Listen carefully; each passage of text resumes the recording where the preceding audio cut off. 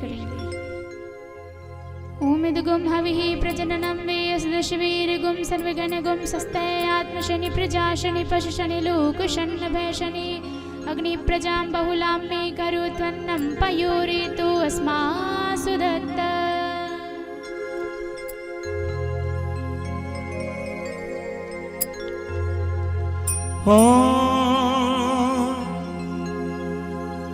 धर्म भक्ति भी ज्ञान खाने की, धर्म भक्ति भी ज्ञान खाने की, आरती अति पावन पुराण की, आरती अति पावन पुराण की, धर्म भक्ति ज्ञान खाने की, आरती अति पावन पुराण की, धर्म भक्ति ज्ञान खाने की, धर्म भक्ति ज्ञान खाने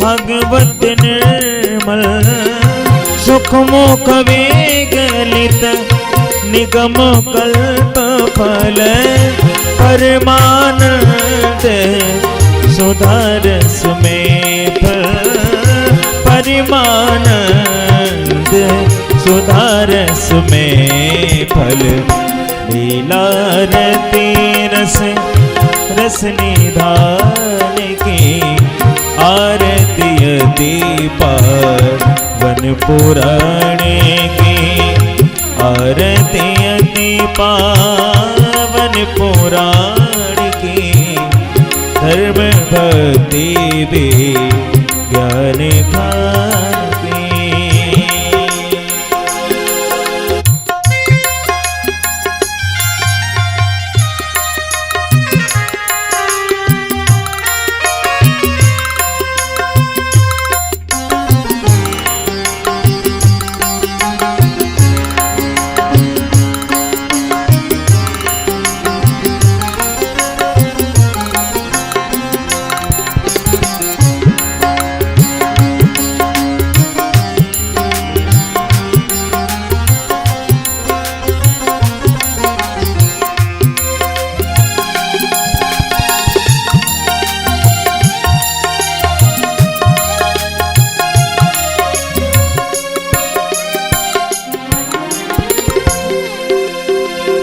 कलिमल माथने त्रिताप निवारिणे जन्म मृत्युमय भव भयहारिणे जन्म मृत्युमय भव भयहारिणे सेवत सतत सकल सुखकारिणे सुमह सौदे हरे चरित गान की, आरती अति पावन पुराण की, आरती अति पावन पुराण की, धर्म भक्ति ज्ञान खान की।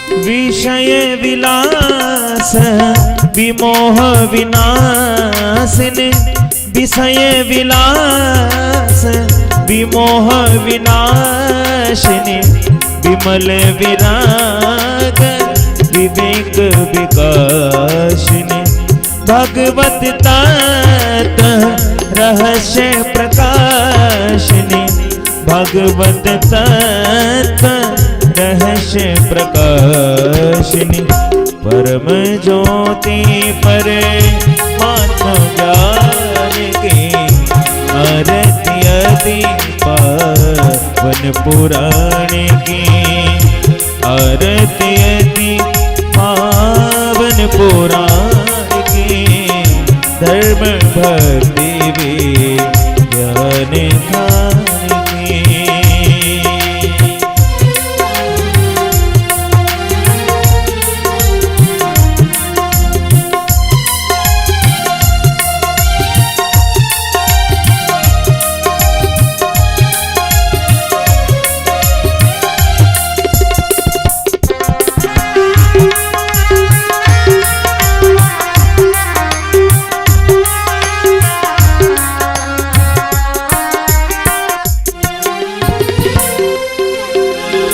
परमहंस मुनि मन बोलासिनी और रसिक हृदय रस रास विलासिनी रसिक हृदय रस रास विलासिनी भुक्ति मुक्ति रति प्रेम सुदासिनी अकाय किंचन सुजान की आरती अति पावन पुराण की आरती अति पावन पुराण की धर्म भक्ति विज्ञान ज्ञान की आरती अति पावन पुराण की धर्म भक्ति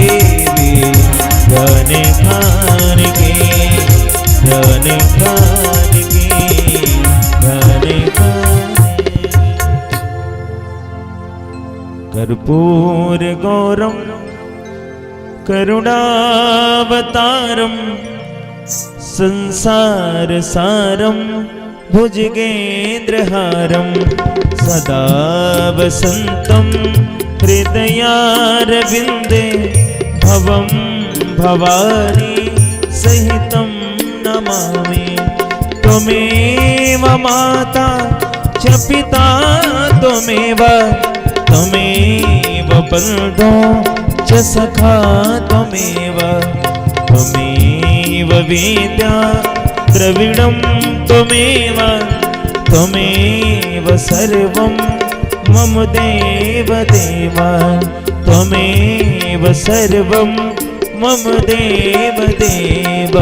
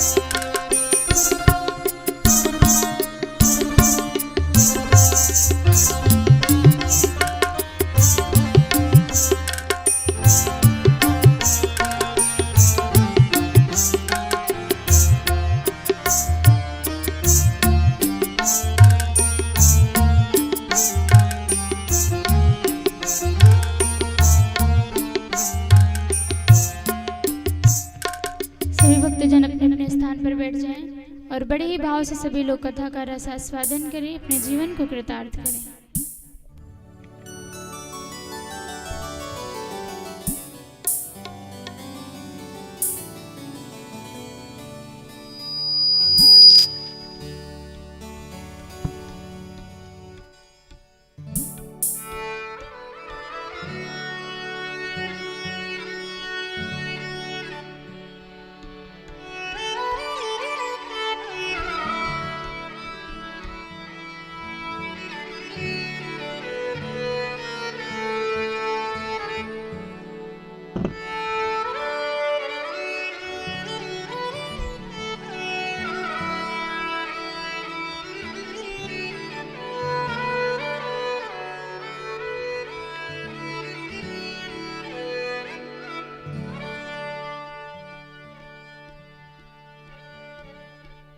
हरिः ओम्।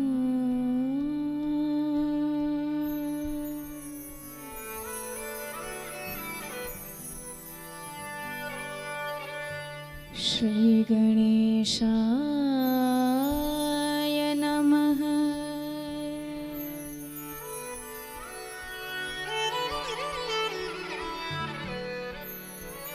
श्रीसरस्वत्यै नमः।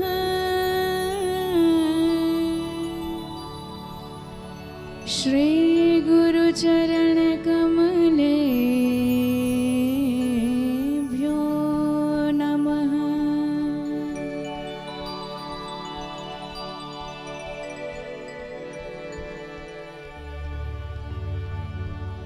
नमः परमहंसाय स्वादितचरणकमल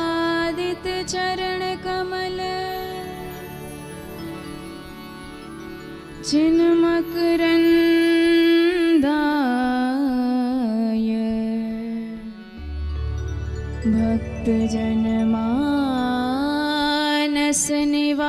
भक्तजनमानसनिवासाय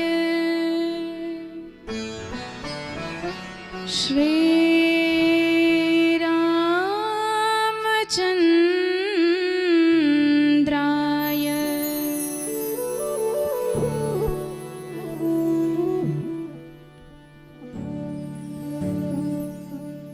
ध्येयं सदा परिभवग्न मभीष्टदोहम्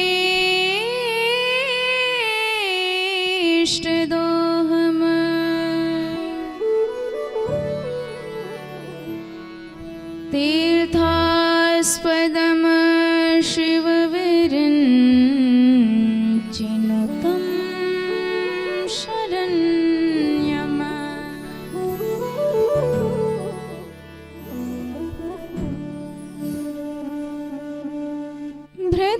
भृत्यार्तिहं प्रणतपाल भवाब्धिपोतम् वन्दे महापुरुष ते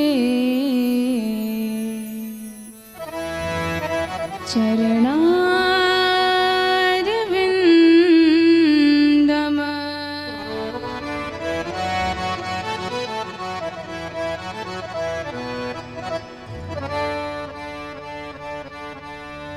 वंशी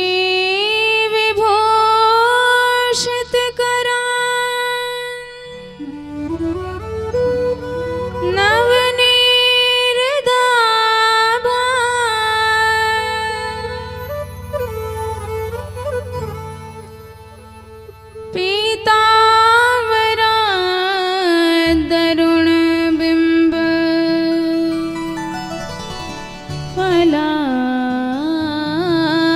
फलाधिरोष्ठा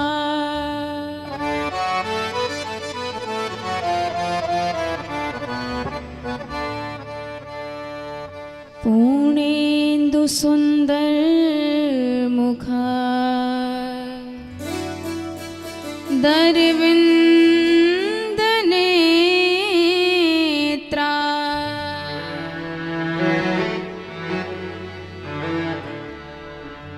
कृष्णात् परं किमपि त्वमहं न जाने।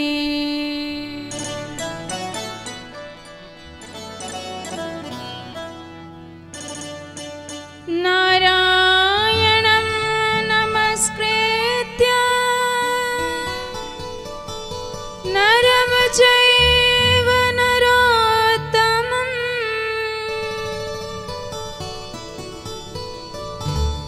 देवीं सरस्वतीं व्यासं ततो जयमुदीरये।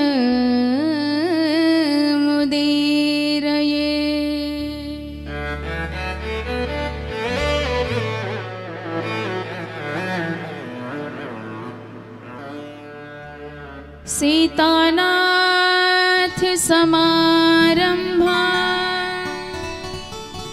श्रीरामानन्दार्य मध्यमा अस्मदाचार्य पर्यन्ता वन्दे श्री गुरु परंपरा।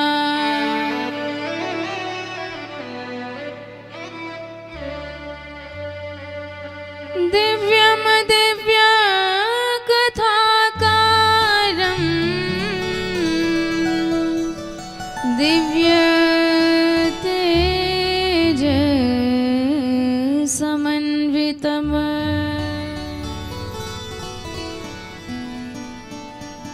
श्रीमद् श्याम सुंदर देवाख्यम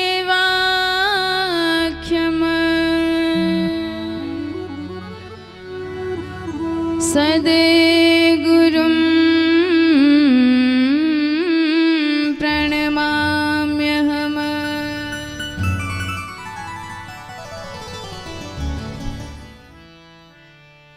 जय जय श्री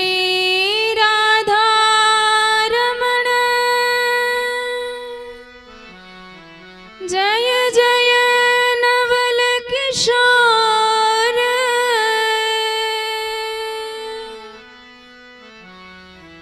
जय गोपी चित चोर प्रभु जय जय माखन चोर।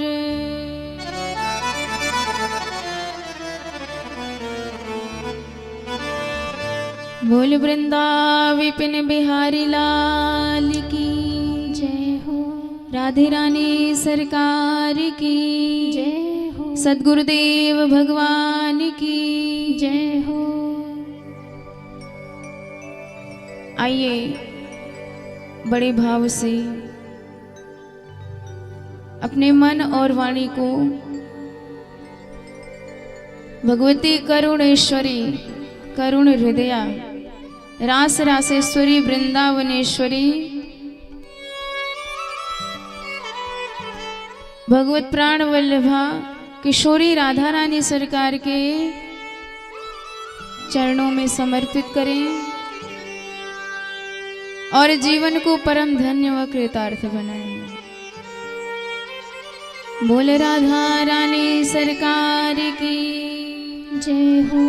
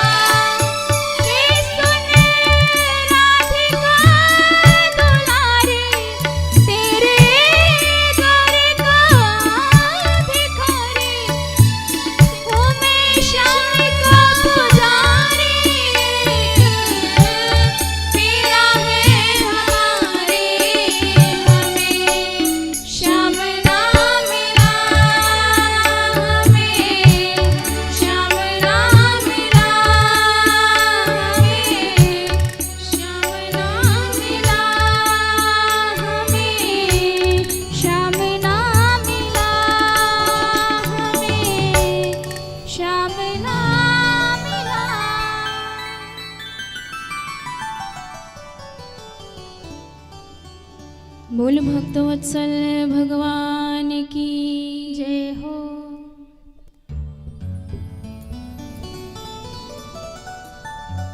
भक्ति स्वरूपा भगवत श्याम हृदय हर्षिणी आह्लादिनी बरसाने वारी के चरणार विंदों में बारंबार प्रणति। जो साक्षात भगवान श्याम की स्वरूप भूता प्रेम ही है। भक्ति किसे कहते हैं, प्रेम किसे कहते हैं, श्री किशोरी जी उसका उदाहरण है। श्री किशोरी जी उसका पूंजीभूत तत्व स्वरूप है। त्वं तु भक्ति प्रिया तस्य सततं प्राणतोदिका त्वया हूतस्तु भगवान याति नीच ग्रहेष्वपि। किशोरी जी की भक्ति इतनी श्रेष्ठ है कि जहां जहां किशोरी जी का स्मरण होता है, जहां जहां उनकी पूजा होती है, जहां जहां उनका नाम जपा जाता है, वहां वहां बिहारी जी विहरण करते हैं और किसी उपाय से उन्हें बुलाना नहीं पड़ता, वो स्वयं पहुंच जाते हैं जहां उन्हें किशोरी जी दिखाई देती हैं। कहने को तो दोनों एक दूसरे से कभी अलग है ही नहीं, सदा एक है। एक ज्योतिर्भूत वेदा राधा माधव रूपकम। जैसे शब्द अर्थ भिन्न नहीं हो सकते, जैसे दीपक ज्योति अलग नहीं हो सकते, ऐसे राधा श्याम कभी पृथक नहीं हो सकते हैं, सदा एक रहते हैं। पर किशोरी जी विरह संसार को समझाती हैं, बताती हैं। प्रेम के दो ही अंग हैं, संयोग वियोग, भगवती दोनों बताती हैं। क्योंकि इस संसार में प्रेम हो ही नहीं सकता। प्रेम वहां होता है जहां स्वार्थ ना हो। हम जिससे भी जुड़े हैं, कुछ ना कुछ इच्छाएं हैं, कुछ ना कुछ कामनाएं हैं, हर चीज से स्वार्थ है, हर चीज से मोह है। इसलिए प्रेम दुनिया का विषय नहीं है, ये आत्मा का विषय है, ये जगत का विषय नहीं है, ये तो अंतः हृदय का विषय है। प्रेमी वह होता है जो अपने प्रियतम के सुख में प्रसन्न रहे, उसकी खुशी में खुश रहे। हमारा प्रेम ये कहता है हम जिससे प्रेम करते हैं वो हमारे पास रहे, साथ रहे। पर नियम ये है तत् सुखे सुखित्वम, जहां वो खुश हैं वहीं आप भी प्रसन्न रहिए। गोपियां कहती हैं उद्धव जी से कि उद्धव जाके श्याम से कह दो यदि उसे मथुरा में ही आनंद आता है, हमारे पास नहीं आना चाहता है तो कभी मत आए। भले ही रो रो के, भले ही तड़प तड़प के हमारे प्राण निकल जाए, पर उसे कह देना वापस लौट के ना आए, क्योंकि वो खुश है। हमारे पास आके हम निराश क्यों कर दे उसे।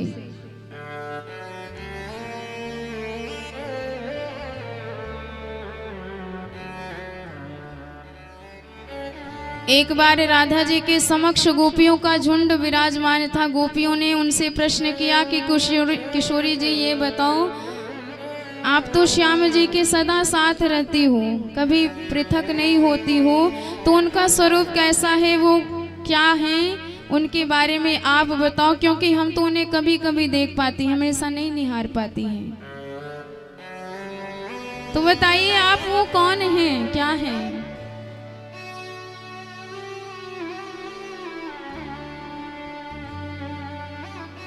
नैनों से अश्रुपात होने लगा किशोरी जी के। गोपियां कहती हैं कि हे राधे रानी क्या हुआ, हे श्री जी सरकार क्या हो गया, कहीं हमने अनुचित प्रश्न तो नहीं कर दिया? ठीक है नहीं बताना है तो मत बताइए, पर यूं रोइए मत, शांत हो जाइए, मत बताइए।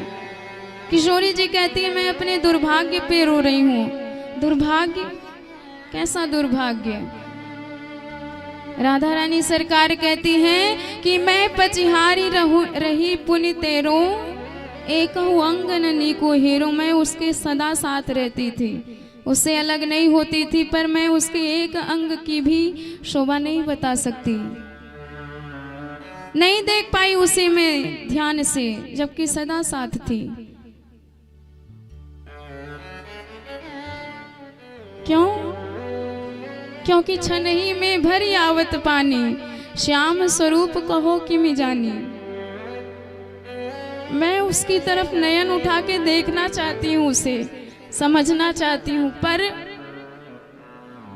जब भी समझने का प्रयास करती हूँ तो नैनों से अश्रुपात होने लगता है, इतना जल भर आता है कि मैं उसे समझ ही नहीं पाती, देख ही नहीं पाती, नयन बंद हो जाते हैं। छन छन प्रति शोभा पलटावे, को सखी कहो ये कैसे उड़ावे। एक तो जब भी उसे देखती हूँ तो ऐसा लगता है इन्हें तो मैंने देखा ही नहीं है, एकदम अलग स्वरूप उसका दिखाई देता है।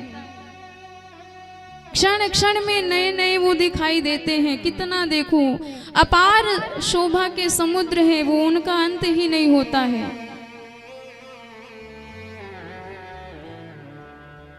नयन दो अति रूप अगाधा, नयन तो दो ही हैं, सीमित हैं नयन, और उनके स्वरूप तो सागर के जैसे अथाह सागर हैं। तापर पलक करत हठी बाधा, और उस पर भी कभी कभी पलक गिर जाती है तो ऐसा लगता है मानो युग बीत गए हों। तब इतना क्रोध आता है ब्रह्मा पर कि ब्रह्मा ने इन नयनों में पलकों को क्यों बनाया, जो प्यारे के, जो प्रियतम के दर्शन करने में विक्षेप पैदा कर देते हैं। नंददास सब जड़न की यह गति, काह कियो अति पूत कमल को। कमल से पैदा हुए हैं ना ब्रह्मा जी, इसलिए ब्रह्मा जी को किशोरी जी डांटती हैं, किस ब्रह्मा जी को बुद्धि नहीं है, क्या करना चाहिए, कैसे करना चाहिए, कुछ भी समझता नहीं है। अहो विधाता तव न क्वचित दया, तुम्हें जरा भी दया नहीं आती है, कैसे कैसे विधान बना डालते हो। जो ब्रज कीन्हो जन्म हमारो, देखन को मनमोहन प्यारो, तो कत नयन दिए सट दोई, विधि सम निठुर और नहीं कोई। किशोरी जी कहती हैं कि यदि मैं इस ब्रह्मा को पाऊं तो तुरंत इसे गद्दी से हटा दूंगी, हटाओ इसका शासन। ब्रह्मा को कुछ नहीं आता, निकालो इसे। सखियां हंसने लगी, अच्छा अच्छा किशोरी जी अब आपका शासन चलेगा, क्या करेंगी आप। किशोरी जी कहती हैं जो मैं विधना बस कर पाऊं तो मैं पद्धति और चलाऊं, रोम रोम प्रति नयन बनावे, एक टक रहे पलक नहीं लावे, तो कछु कहो होय सखी तेरो, पूर्ण होय मनोरथ तेरो। किशोरी जी कहती हैं मैं रोम रोम में नयनों का निर्माण करूंगी, इतने नयन जो प्यारे का दर्शन करेंगे, और एक भी नयन में पलक नहीं डालूंगी, तब तेरा कहा हो सकता है, नहीं तो संभव नहीं कि मैं उन्हें देख सकूं। सखियां कहती हैं आप अपने हृदय को कठोर कर लिया कीजिए और प्यारे को निहार लिया कीजिए। किशोरी जी कहती हैं यही तो नहीं हो सकता है, मन हमारे वश में नहीं है। धन्य है किशोरी जी का ऐसा प्रेम, लगातार देखती रहती हैं पर फिर भी प्रभु के दर्शनों के प्रति मन में बस ये भाव नहीं आता है कि बहुत देख लिया। संसार का ये ऐसा प्यार होता है, ज्यादा से ज्यादा 10-20 बार 50 बार देख लिया तो मन भर जाता है।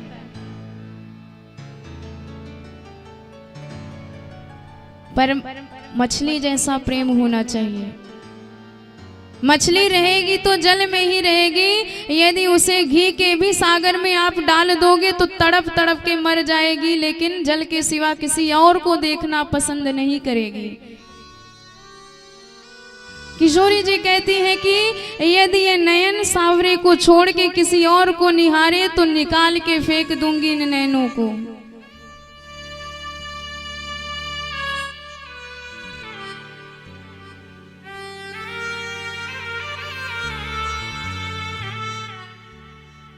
ऐसे नहीं हम चाहने वाले, आज तुम्हें कल और को चाहिए। फेंक दे आंखें निकाल दो, जो और किसी से मिलावे निगाहें। लाख मिले तुमसे बढ़कर, हम तुम्हें ही चाहे तुम्हें ही सराहे। जब तक तन में यह प्राण रहे, हम तुम संग एक ही प्रीत निभाहे। ऐसा प्रेम होता है। और जिस दिन इस प्रकार की भक्ति, इस प्रकार का प्रेम, एक निष्ठ, एक में ही समर्पण हो हमारे जीवन में आ गया, तो जीवन यही स्वर्ग बन जाता है। जो भगवान किसी बंधन में नहीं आते, वो भगवान प्रेम के बंधन में बंध जाते हैं। यदि आपके जीवन में प्रेम है तो वो सरकार बंध जाते हैं। वो ज्ञान से, वो योग से, वो तप से नहीं मिलते हैं, वो तो भक्ति से मिलती हैं।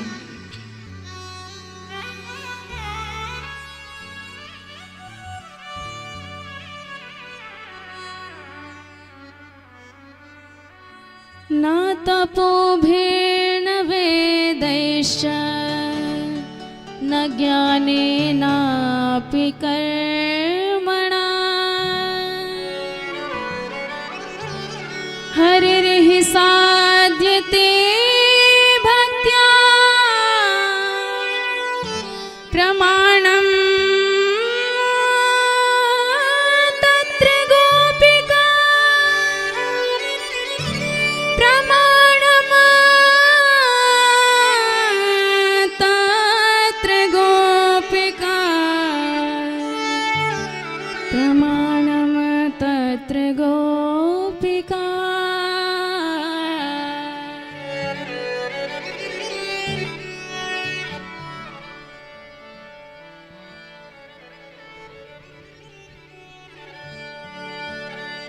कल आपने श्रवण किया मनु महाराज के कन्याओं का वंश वर्णन, आज उनके पुत्रों का वंश वर्णन। सबसे पहले उत्तानपाद, इनकी दो रानियां हुई सुनीति और सुरुचि।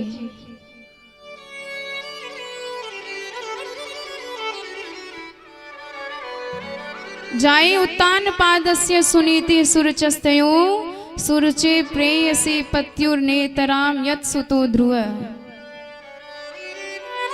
सुनीति के बेटा ध्रुव जी हुए, सुरुचि के बेटा उत्तम हुए, पर राजा ने सुनीति को घर से बाहर कर दिया, सुरुचि को घर में रखा।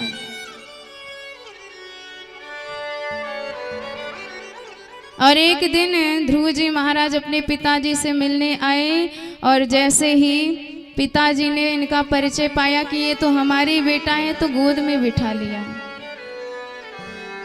और जैसे ही पिताजी ने गोद में बिठाया, सुरुचि ने देखा, हाथ पकड़ के नीचे उतार दिया कि तू इस गोदी में बैठने का अधिकारी नहीं है, क्योंकि तू मेरे गर्भ से पैदा नहीं हुआ है। तू पहले जा अपनी माता से आज्ञा लेके भगवान की तपस्या कर, और जब प्रभु प्रसन्न हो जाए तो उनसे आशीर्वाद मांग कि मैं सुरुचि मैया के गर्भ से पैदा हूं, तब तू इस गोद में बैठने का अधिकारी होगा।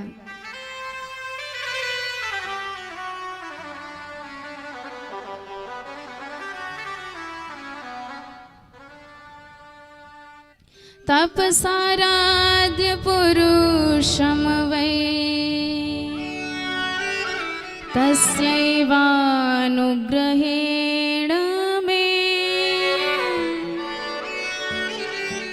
गर्भे त्वं साधयात्मानः,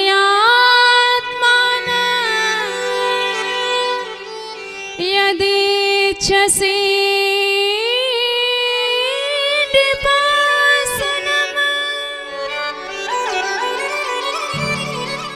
यदीच्छसि नृपासनम्।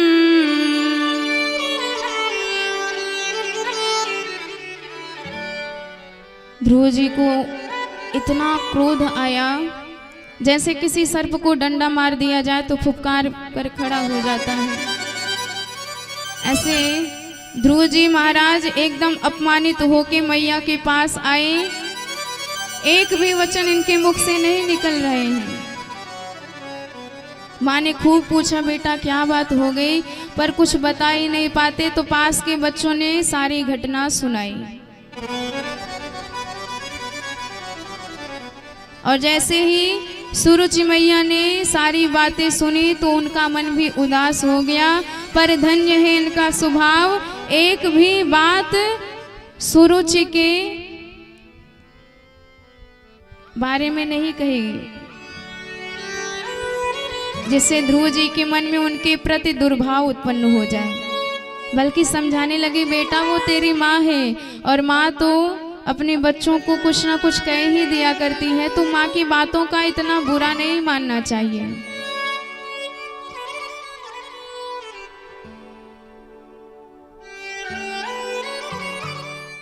जगाम मातु प्ररुदन सकाशम, उन्होंने कहा कि बेटा सत्यम सुरक्षा भेते भवन में यद दुर्भगायाम उदरे ग्रहीतः। ध्रुव जी कहते माँ उन्होंने तुम्हें दुर्भागिनी कहा है, मुझे अभागिनी का बेटा कहा है, तो फिर कैसे मैं इस बात को सह सकता हूँ। सुनुति मैया कहती है कि बेटा उसने तुम्हें अभागिनी का बेटा कहा है तो सत्य ही तो कहा है, मुझे अभागिनी कहा है, सच ही तो है। अरे जिसके पति जिसे छोड़ देते हैं उससे बड़ा दुर्भागिनी अभागिनी कोई नहीं हो सकता इस संसार में। यद दुर्भगायाम उदरे गृहीतः, पर एक बात जो आज उसने तुम्हें बताई वो तो मैं कभी भी तुम्हें ना बता पाई, चूकना मत।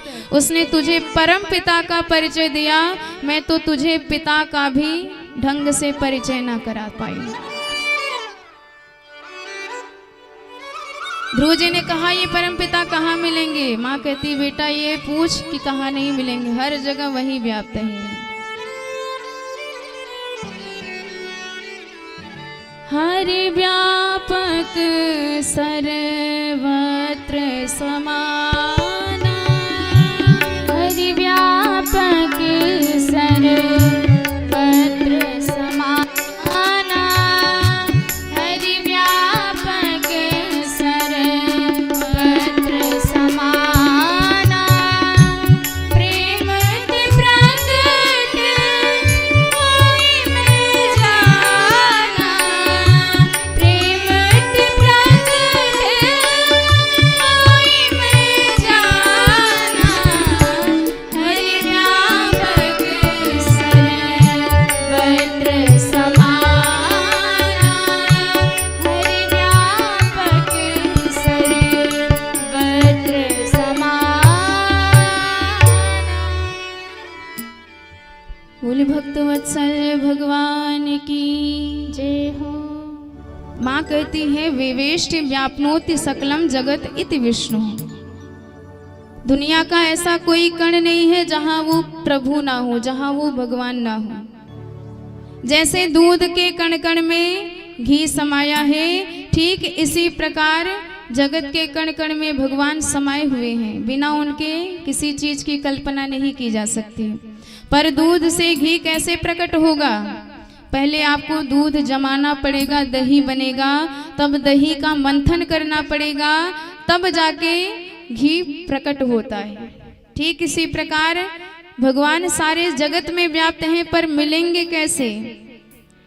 पहले ध्यान लगाइए, चित्त को जमाइए एक स्थान पर, और फिर उसी चित्त का मंथन करिए, तब जाके भगवत प्राप्ति होती है। जब तक हम स्व में प्रवेश नहीं करेंगे, जब तक हम अपने हृदय में ही नहीं झांकेंगे, तब तक वो भगवान हमें कभी नहीं मिल सकते। तो पहले ध्यान लगाना पड़ेगा। ध्रुव जी महाराज माँ से आज्ञा लेके निकल दिए भगवत प्राप्ति के लिए। और जब एक भक्त निकलता है भगवान की खोज में, तो भगवान ही कृपा करके संतों के दर्शन करवा देते हैं। बिनु हरि कृपा मिले ही नहीं संता। बिना भगवान की कृपा के संत नहीं मिलते हैं। नारद जी को भेजा प्रभु ने, नारद जी आए, छोटे से ध्रुव जी महाराज को देखा कि ये सब त्याग करके वन की तरफ भागे जा रहे हैं, तो ध्रुव जी को समझाने लगे, उनसे पूछने लगे कि बेटा ये तेरे खाने और खेलने की उम्र है, अभी तू कहाँ भगवान से मिलने के लिए जा रहा है?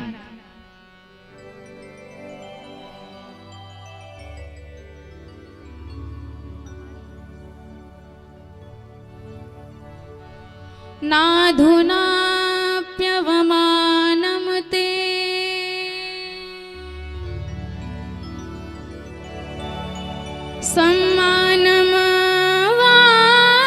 सम्मानमवापि पुत्रक लक्षयामः कुमारस्य सप्तस्य क्रीडनादिषु।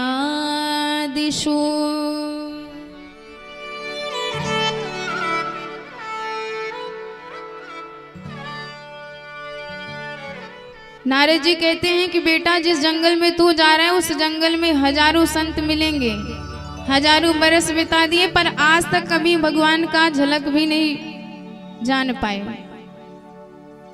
तो तू कहां से पालेगा उन्हें? तू तो भी बालक है। और देख माँ बाप बच्चों को छोटी छोटी बातों पर समझाने के लिए डांट दिया करते हैं, बुरा थोड़ी मानना चाहिए। जो तुमसे छोटे हैं उन पर अनुग्रह करो, जो तुमसे बड़े हैं उनका सम्मान करो, और जो तुम्हारी बराबरी के हैं उनसे मित्रवत व्यवहार करो। ऐसे रूठना नहीं चाहिए। गुणाधिकान मुदम लिप्से धनुक्रोश गुणाधमात मैत्रीम समाना दन्विच्छेन तापर अभिभूयते।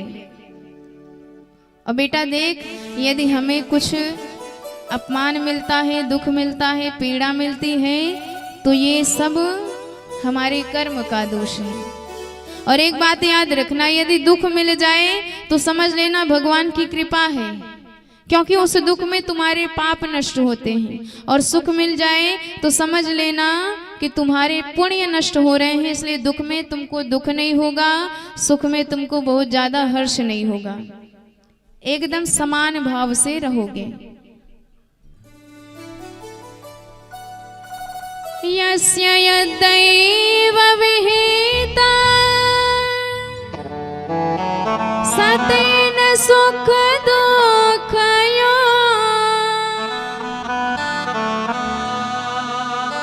आत्मानं तोषयन् देहि तमसा पारमृच्छति।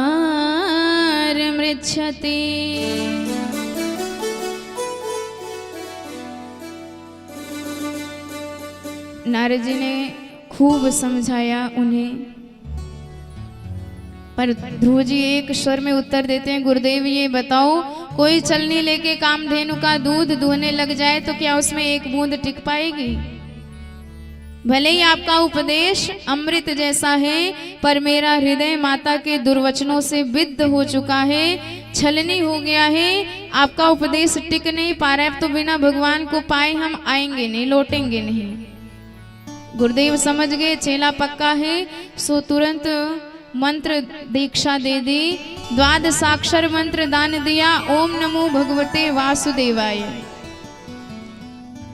और आदेश दिया कि यहाँ से सीधे यमुना जी के किनारे मधुवन नाम के क्षेत्र में जाओ, वहीं भगवान का दिव्य ध्यान लगाओ। तत्ताच्छ गच्छ भद्रम ते यमुनायास्तटं शुचि पुण्यम मधुवनं नित्यम सानिध्यम नित्यदा हरे।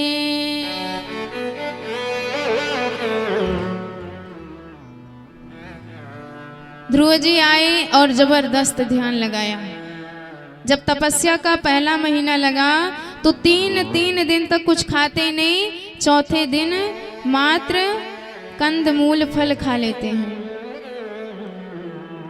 और जब दूसरा महीना लगा तो 6 दिन तक कुछ नहीं खाते, 6 दिन के बाद यमुना केवल सूखे पत्ते और घास खा लेते हैं। और जब तीसरा महीना लगा तो 9वें हनी। अब भक्ष 9 दिन के अंतराल पर मात्र यमुना जल का पान करते हैं। और जब चौथा महीना लगा, नियम इतना कठोर कर दिया कि द्वादशे हनी। अब तो 12 दिन के बाद मात्र एक बार वायु पी लेते हैं। 5वां महीना लगा तो नियम और कठोर बना दिया। प्राप्ते तू पंचमे मासे जिता श्वासो नृपात्मजः। अब तो श्वास पर ही नियंत्रण कर लिया, श्वास लेना भी छोड़ दिया ध्रुव जी महाराज ने। और जब भक्त की श्वास रुकी तो पूरे ब्रह्मांड की श्वास रुकी। सारे देवता भगवान की शरण में गए कि हे सरकार, न जाने क्या हो गया कि हम श्वास नहीं ले पा रहे हैं, हमारी प्राण रक्षा आप कीजिए। नैवम वेदामो भगवन प्राण रोधम चराचरात्मा खिल सत्वधाम्ना विदेहि तन्नो वृजनाद्विमोक्षम प्राप्तम वयं त्वं शरणं शरणयम।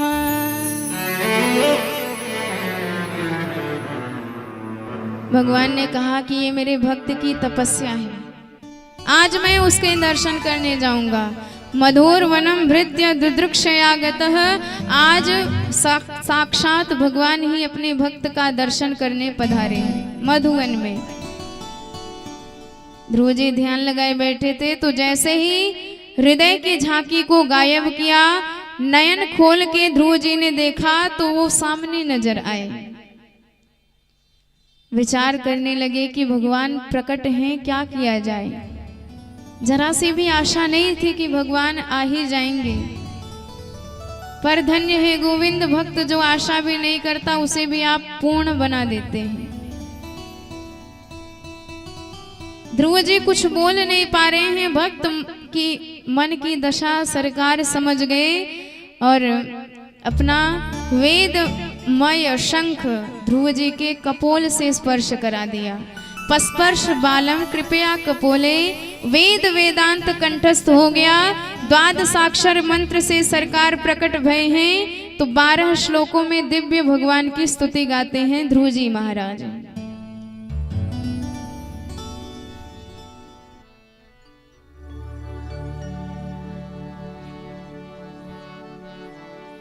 योऽन्त प्रवेश्य मम वाचमिमां प्रसूप्तां सञ्जीवयत्यखिलशक्तिधर स्वधाम्ना। योऽन्त प्रवेश्य मम वाचमिमां प्रसूप्तां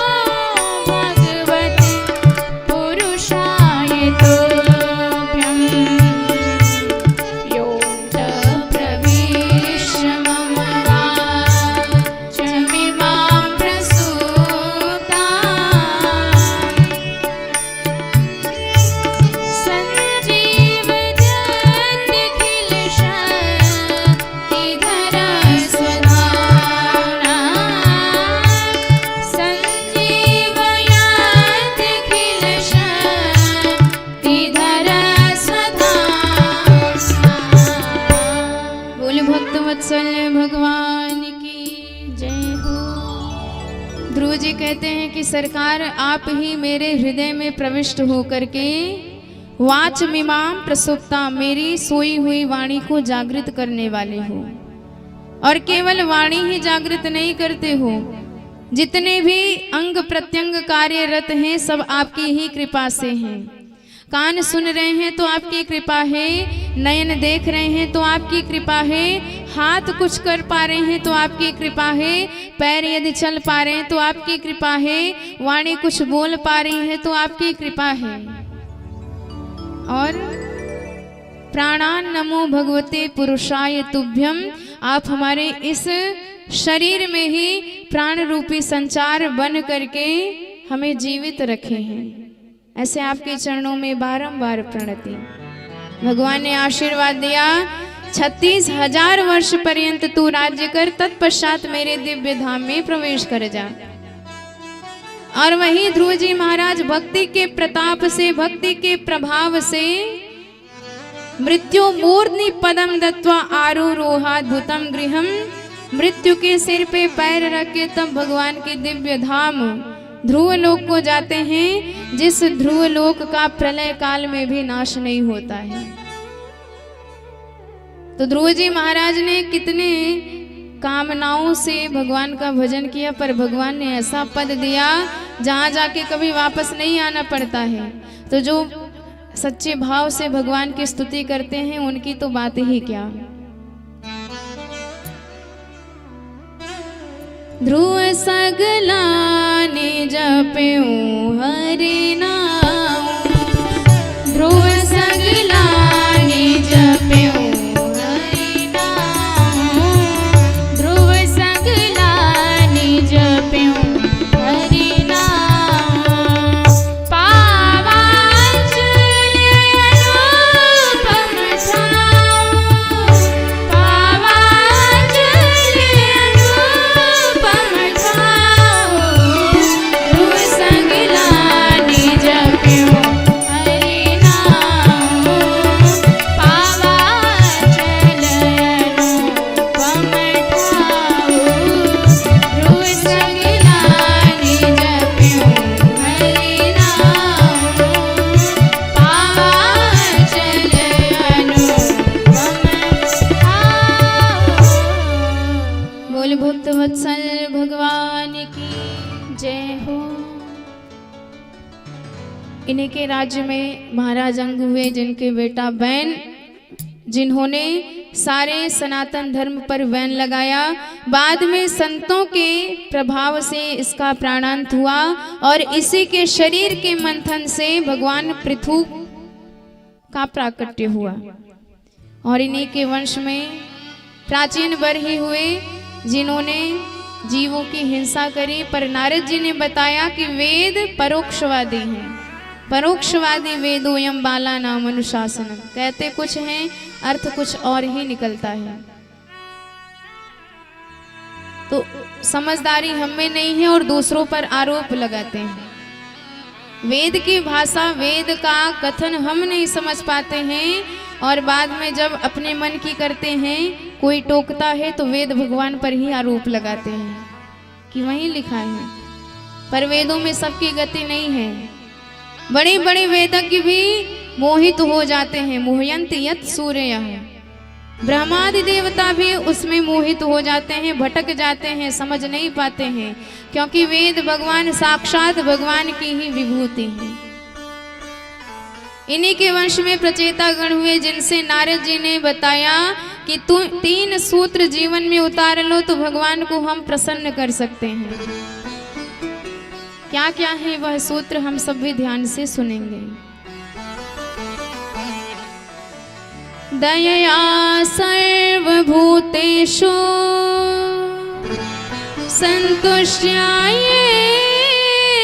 संतुष्ट्यायेन केन वा, सर्वेन्द्रियोपशान्त्या च तुष्यत्याशु जनार्दनः।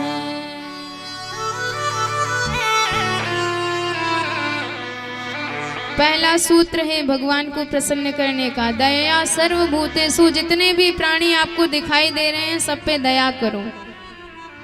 और दया किसे कहा जाता है? अपना हो या पराया हो, शत्रु हो या मित्र हो, चींटी हो या हाथी हो, चाहे जो हो, सब पे यदि आप दया करें तो यही दया है। अन्यथा केवल अपनों पर कर रहे हैं तो वो दया नहीं, मोह है। परस्मिन बंधु वर्गे वा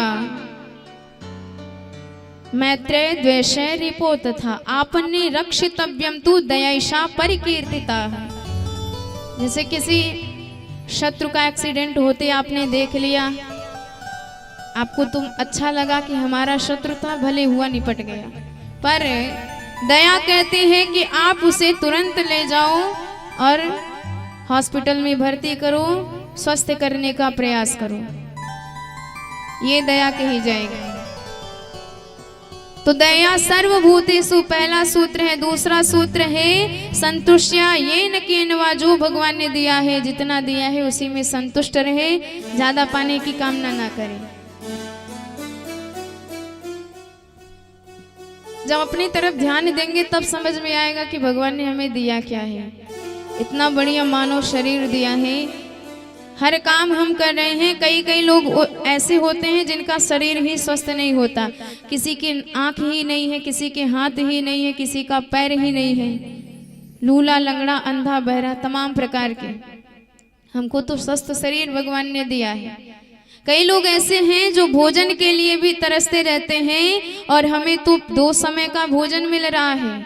कई लोग ऐसे हैं जो सड़कों पर सोते हैं, पर हम तो घर में आराम से चैन की नींद सोते हैं। कई लोग ऐसे होते हैं जिन्हें साइकिल की यात्रा भी नसीब नहीं होती है, इतने गरीब, पर हमें तो 4 पहिए की गाड़ियों में घूमने का मौका मिल रहा है। तो कमी कहाँ रखी है सरकार ने?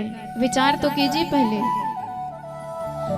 और तीसरा सूत्र है सर्वेंद्रियोपशांत्या च, जितनी इंद्रियां हैं उन्हें शांत रखिए, चित्त को शांत रखिए, बहुत ज्यादा क्रोध ना आए।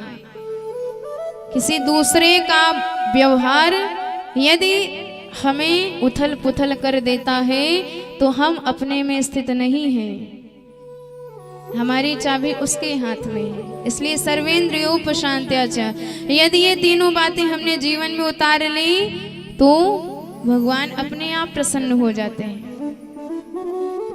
और कुछ करने की आवश्यकता नहीं पड़ती। पंचम स्कंध में दिव्य पृथ्वी के विभाजन का वर्णन किया गया है। प्रियव्रत पृथ्वी के 7 भाग करके 7 द्वीपों में बांट देते हैं। पहला द्वीप जम्बू द्वीप, जिसके महाराज हुए आग्नेय। आग्नेय ने जम्बू द्वीप को 9 खंडों में विभाजित किया। पहला खंड है अजनाभ खंड, जिसके महाराज हुए नाभि। नाभि के पुत्र के रूप में साक्षात भगवान ही ऋषभदेव बन करके आए हैं। बोल ऋषभदेव भगवान की जय हो। इन्हीं के पुत्र भरत जी तपस्या करने के लिए गंडकी नदी के समीप आश्रम बना करके आश्रम बनाए और एक दिन गंडकी नदी में स्नान कर रहे थे तो गर्भवती मृगी किसी सिंह के भय से नदी में छलांग लगा देती है। गर्भ का बालक पैदा हो जाता है। दया लगी सो उसे उठा करके लाए, मृगी तो मर गई। भरत जी ने सोचा कि भाई यदि हमने इसकी रक्षा नहीं करी तो मर जाएगा। छोटे छोटे घास के तिनके खिलाए। अब तो इतना प्रेम हो गया कि उस मृग के बच्चे को आश्रम में ही रख लिया। धीरे धीरे ऐसा प्रेम बढ़ गया कि फिर उसी पर ध्यान देने लगे। जो भगवान के नाम की माला जपते थे सब छोड़ दिया।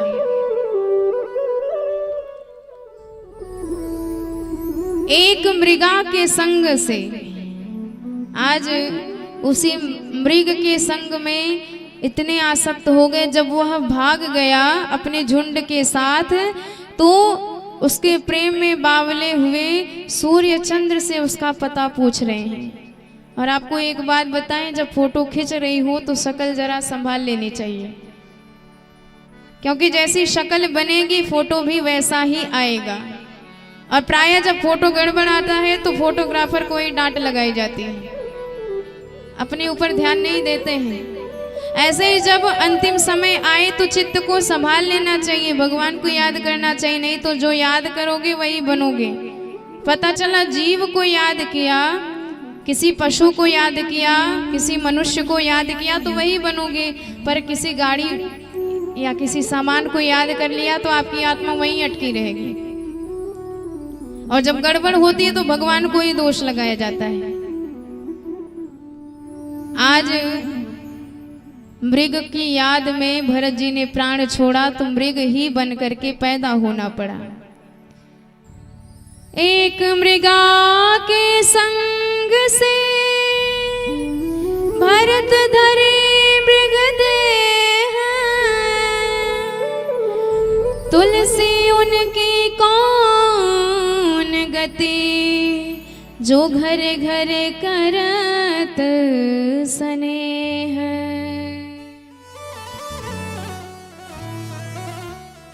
पर चूंकि तपस्या थी इसलिए मृग योनि में भी याददाश्त बनी रही। और अब की बार अंगिरा गोत्रीय ब्राह्मण के घर पैदा हुए और बिल्कुल चक्कर में नहीं पड़े। पिताजी पढ़ा पढ़ा के हार गए, पर गायत्री मंत्र भी याद करके नहीं सुनाया, नाम ही पड़ गया जड़ भरत, मूर्ख। माता पिता चल बसे तो भाभीयों ने इनकी खटिया खेत में डाल दी, वहीं आराम से पड़े रहते हैं।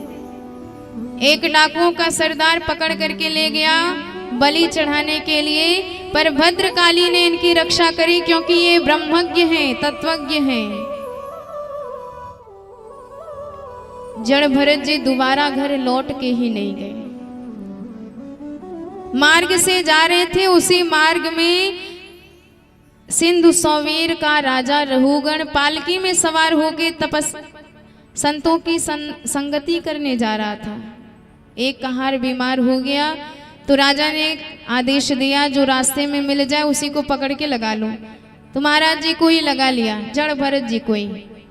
अब इनकी तो गति आराम से है चलने की, चलते भी जा रहे हैं, नीचे देखते भी जा रहे हैं कि कोई चीटा चीटी मरने ना पावे।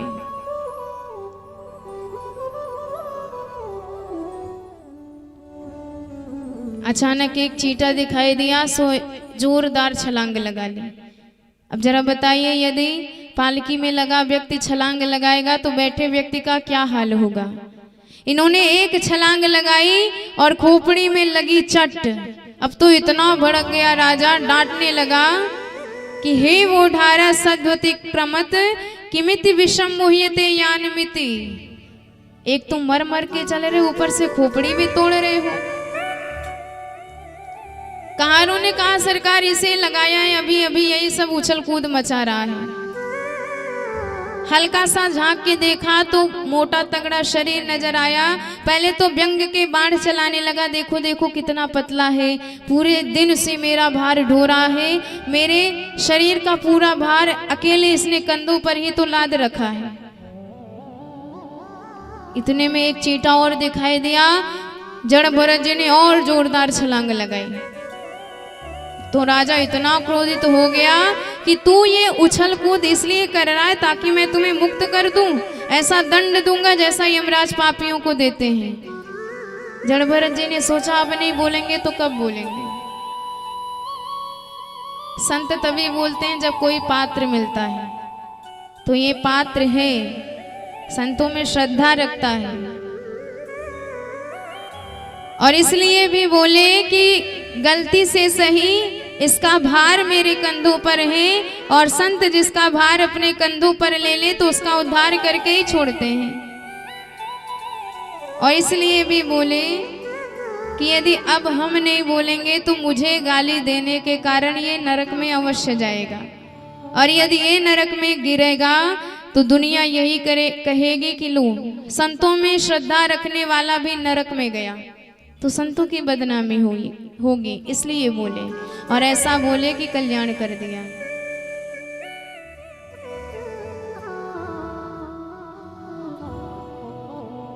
गंतुर यदि स्यात् दधिगं यमध्वा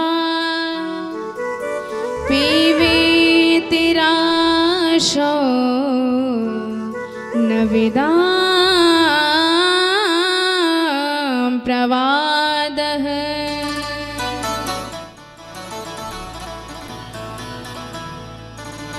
त्वयोदितमव्यक्तम् विप्रलब्ध भर्तृ समे स्याद्यति वीरभारः।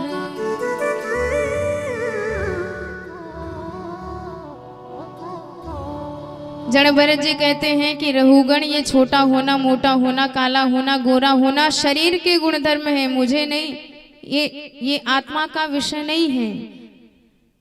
जब वेदांत की भाषा सुनी, ध्यान से झांक करके देखा तो मोटा सा जनेऊ कंधे पर नजर आया। पहचान गए कि ये कोई ब्राह्मण है और हमसे ब्राह्मण का अपमान हो गया है। चरणों में कूद पड़े, कहने लगे कि महाराज मैं यमराज के दंड से भी नहीं डरता हूँ, इंद्र के वज्र से भी मुझे डर नहीं लगता, डर लगता है तो ब्राह्मण के श्राप से, क्योंकि ये चाहे तो पूरा खानदान नष्ट कर सकते हैं। नाहम विशंके शूरराज व्रजान्न त्रयक्ष शूलान्न यमस्य दंडात।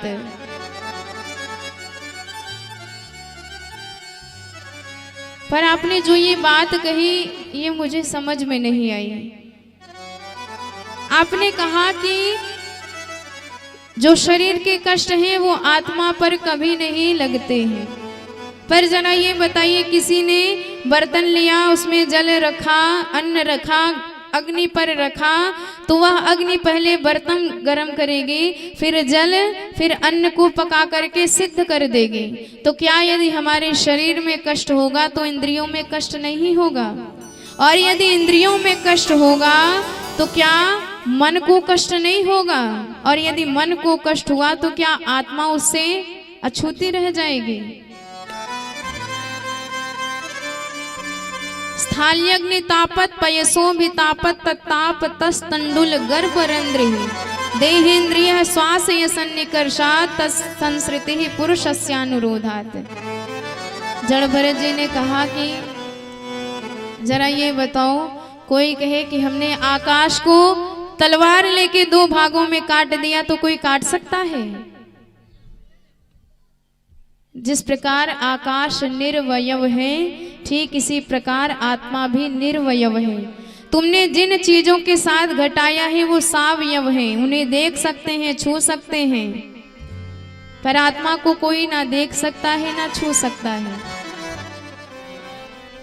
पर मन की बात आरोपित की जाती है, जिससे मन का संबंध है, यदि वो रात के 12 बजे भी आ जाए तो प्रेम से भोजन बना के पवावेंगे, और जिससे कोई लेना देना नहीं, उसे जल भी पिलाना पड़ जाए तो विक्षेप उत्पन्न हो जाता है। मन ही सबका कारण होता है। और तब तक तुम्हें ये ज्ञान नहीं होगा जब तक संतों के चरणों में झुकना नहीं सीखोगे, प्रणाम नहीं करना सीखोगे। पहले पात्रता बनाओ। बरसात नदियों में भी होती है, पहाड़ों पर भी होती है, पर पहाड़ों पर जल झाड़ करके निकल जाते हैं, नदियों में जल टिकता है। इसलिए जब तक संतों के चरणों में विनम्रता से प्रणाम नहीं करोगे, नहीं झुकोगे, तब तक यह ज्ञान कभी भी टिकेगा नहीं।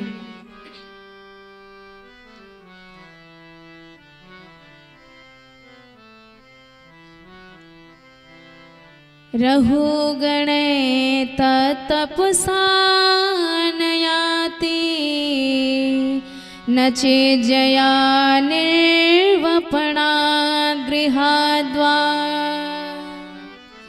न छन्दसा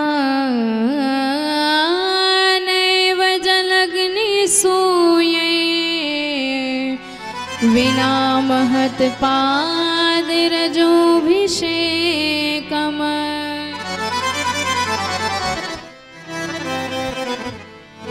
उसके पश्चात नरकों का वर्णन किया। कांप गए परीक्षित जी महाराज।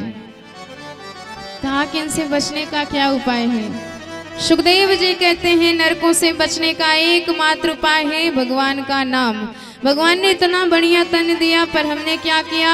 पाप के दाग पे दाग लगाते चले गए और प्रायश्चित के साबुन से कभी इसकी सफाई नहीं करी। तो यदि कपड़ा ज्यादा गंदा हो जाए, घर में नहीं साफ हो सकता, तो धोबी घाट जाता है। ऐसे ही जब हमारे पाप बढ़ जाते हैं तो फिर भगवान ने नरक बना के रखा है, जहाँ पर पापियों की धुलाई होती है, सफाई होती है। और इससे बचना चाहो तो भगवान के नाम का आश्रय ले लो। इससे बड़ा नरक से बचने का कोई और दूसरा उपाय नहीं है।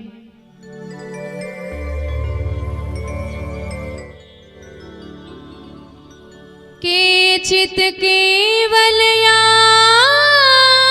भक्त्या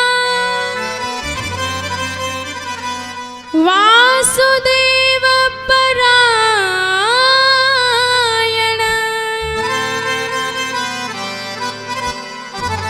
अघम धुनवन्तिकार्षेण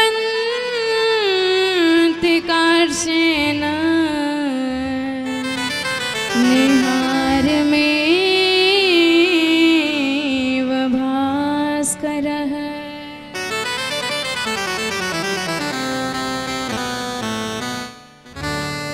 और भगवान के नाम में कोई दाम भी नहीं लगता है। प्रेम से बैठे बैठे जो काम करो सो नाम भी जपते रहो तो आपका उद्धार हो जाएगा। आइए बड़े भाव से हम सब प्रभु के नाम महिमा में प्रवेश करते हैं। बोल भक्तवत्सल भगवान की जय हो। जप ले मनवा तो राम के नमवा, बीते उमरिया जाय रे, जीवन गए फिर वापस ना आए, व्यर्थ काहे तू गवाई रे।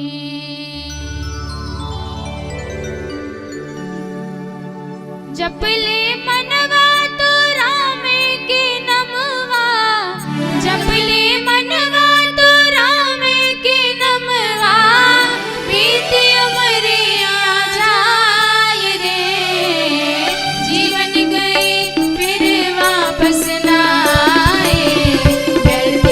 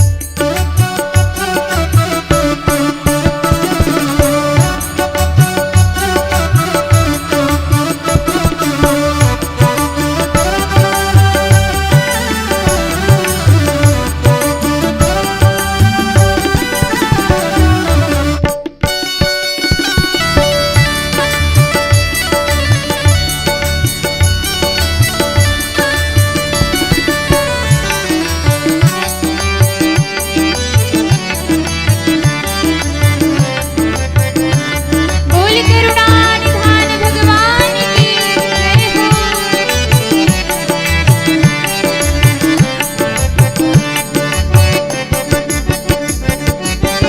बालपनों खेलन में खोया, धन दौलत भी खूब कमाया।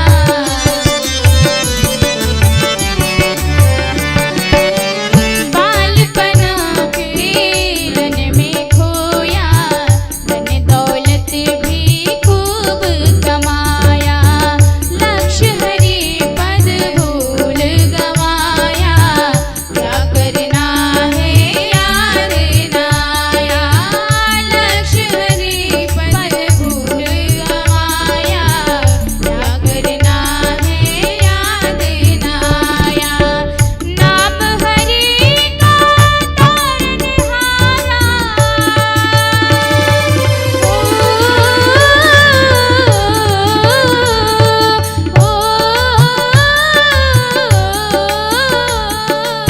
नाम हरि का तारनहारा, नाम हरि का तारनहारा।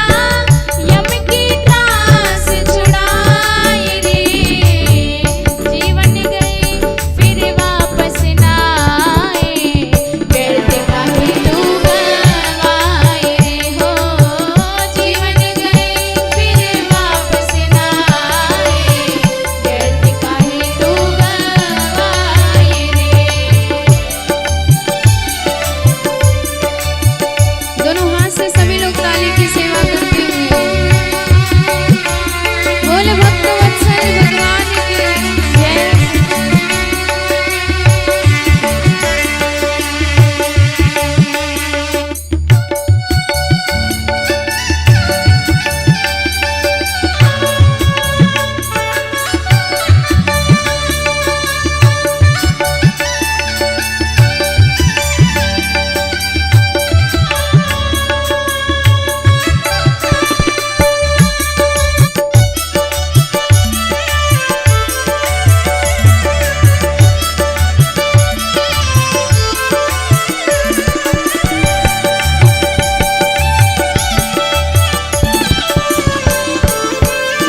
बोल वृंदावन बिहारी लाल की जय हो।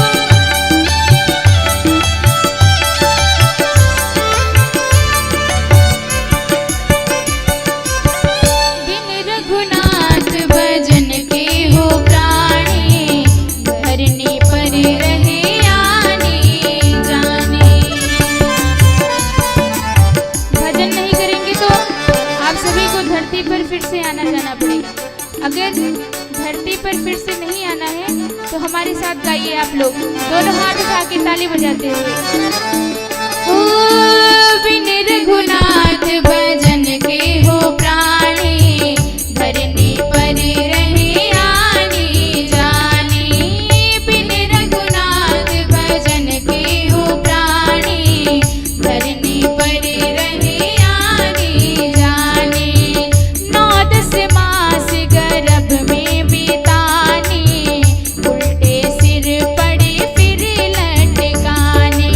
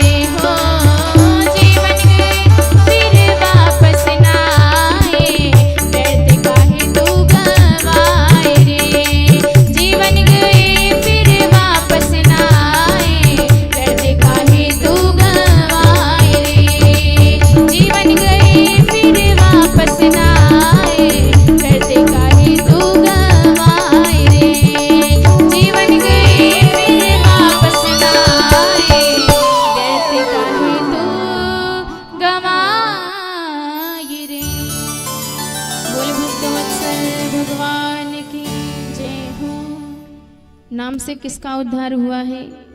सुखदेव जी ने परीक्षित को अजामिल उपाख्यान सुनाया।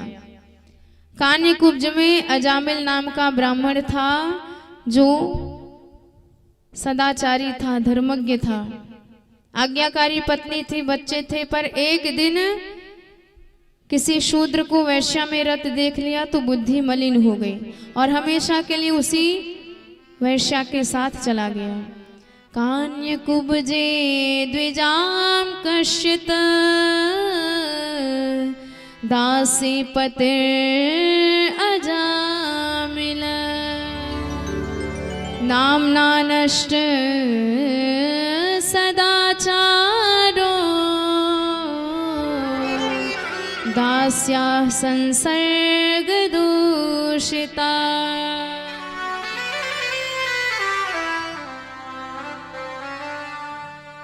और कई संतानें हुई। अंतिम बेटे का नाम संतों के कहने पर नारायण रख दिया और इतना प्रेम उस बेटे से कि हमेशा हर वक्त उसी बेटे को बुलाता था, बेटा नारायण इधर आओ, बेटा नारायण भोजन करो, बेटा नारायण ये काम करो।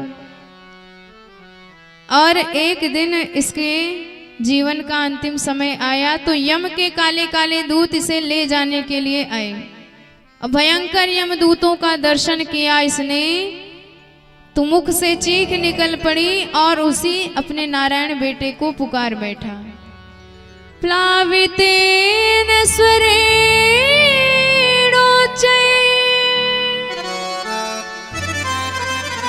राजुहाव कुलेन्द्रिया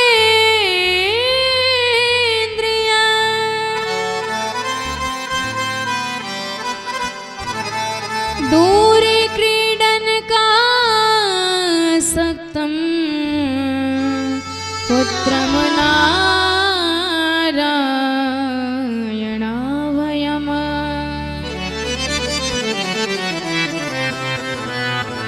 इतने जोर से बुलाया, बेटा नारायण मेरी रक्षा करो। भगवान के चार चार दूत प्रकट हो गए। यम के दूतों ने कहा कि तुम कौन हो? भगवान के दूत कहते हैं कि हम नारायण के दूत हैं, पापियों को तारने का काम करते हैं। इन्होंने अंतिम समय में भगवान का नाम लिया है, इसलिए ये अब नरक के अधिकारी नहीं है, जाओ यहाँ से। दूतों ने कहा कि पागल किसी और को बनाओ, ये तुम्हारे स्वामी का नहीं, ये तो अपने बेटे का नाम पुकार रहा था। पर भगवान के दूतों ने कहा हमारे प्रभु के नाम में ये छूट है कि सांकेत्यम परिहासम वास्तवम हेलन में वा। यदि आप भगवान का नाम किसी भी भाव से जप रहे हैं, चाहे इशारे में, चाहे भय में, चाहे क्रोध में, चाहे प्रेम में, श्रद्धा हो या ना हो, पर आपने नाम जपा है तो वह नाम कल्याण करके ही छोड़ेगी। भाये को भाय अनख आलस हो नाम जपत मंगल देसी दशा। तो नाम तो अपना काम करके ही छोड़ेंगे। जैसे आपने बिजली का तार छू लिया, आपको ज्ञान हो या ना हो, आपको भयंकर झटका लगेगा। जैसे आपने अग्नि छू लिया, ज्ञान हो या ना हो, पर जलना पड़ेगा। विष खा लिया, ज्ञान हो या ना हो, पर मरना पड़ेगा। ऐसे ही नाम ले लिया भगवान का, ज्ञान हो या ना हो, पर नाम लिया तो तरना पड़ेगा। ये तो नाम का प्रभाव है। अजामिल को छोड़ करके भगवान के दूत वहां से अंतर्हित हो गए। यम के दूतों ने यमराज से पूछा कि हम किसको पकड़ने जाएं? आखिर बड़े बड़े पापी भी भगवान के नाम से मुक्त हो जाते हैं, तो आप ये बताइए किसको पकड़े किसको ना पकड़े। तो यमराज कहते हैं जिनकी जिह्वा से भगवान का नाम निकले, जिनके कान भगवान की कथा सुने, जिनके नयन भगवान के दर्शन करे, ऐसे लोगों को कभी हाथ भी मत लगाना।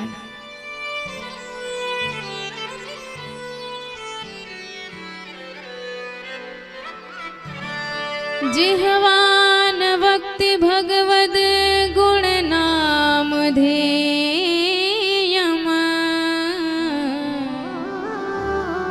हस्तौ च कर्म सुमन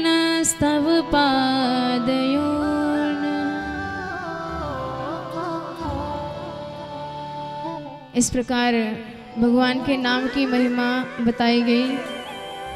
और आगे वर्णन करते हैं सुखदेव जी कि वृक्षों की कन्या से विवाह करके प्रचेता गणों ने दक्ष जैसे पुत्र को जन्म दिया। दक्ष ने सबसे पहले 10,000 पुत्रों को जन्म दिया, जिन्हें नारद जी ने वैरागी बना दिया। फिर 1,000 पुत्रों को जन्म दिया, उन्हें भी नारद जी ने वैरागी बना दिया, तो नारद जी को ही श्राप दे दिया।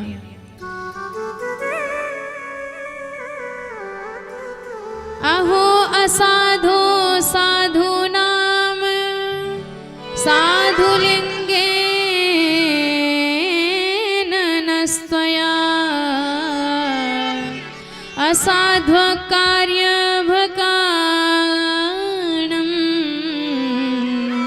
भिक्षो मार्ग प्रदर्शितः।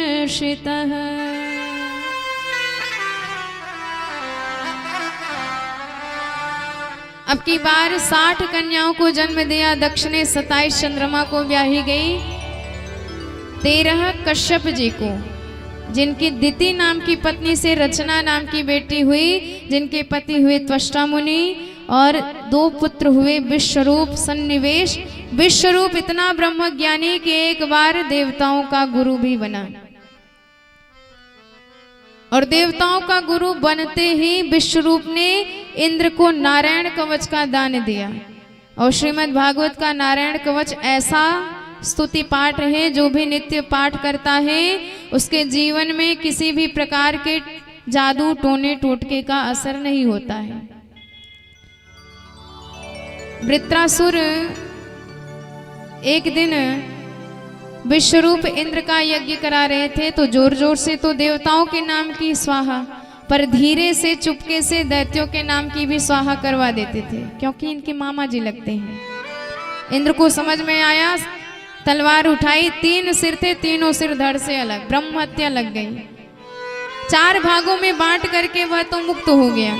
पहला भाग समुद्र को दिया, जो फेन के रूप में है। दूसरा भाग वृक्षों को दिया, जो गोंद के रूप में है।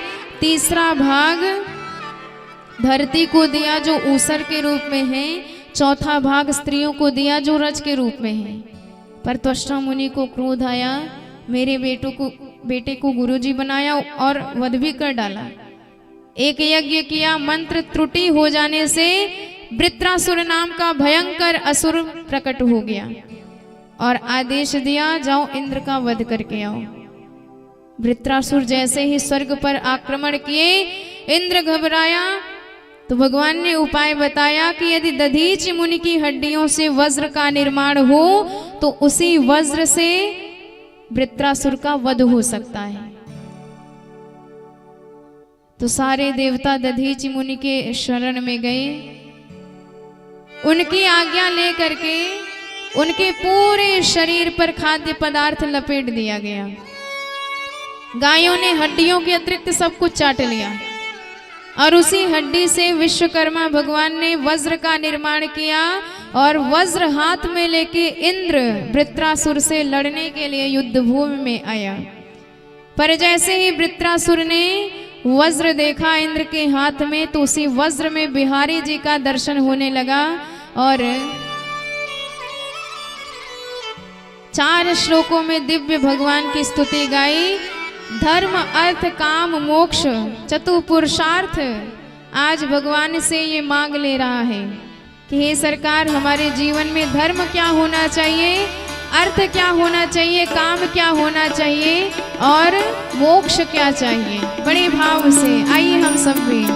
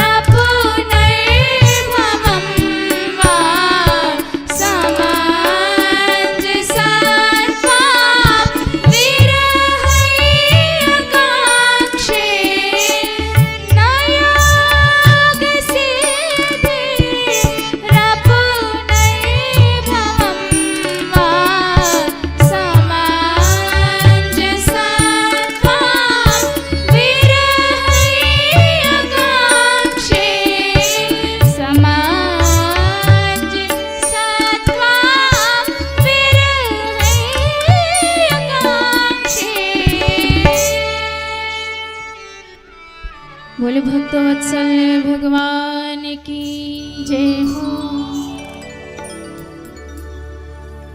वृत्रासुर कहता है कि सरकार मेरा परम धर्म यही हो कि हम आपके दासों के दास बन जाएं, जो आपके चरणों में लगे हुए हैं, जो आपके भक्त हैं, हम उन भक्तों के भक्त बन जाएं।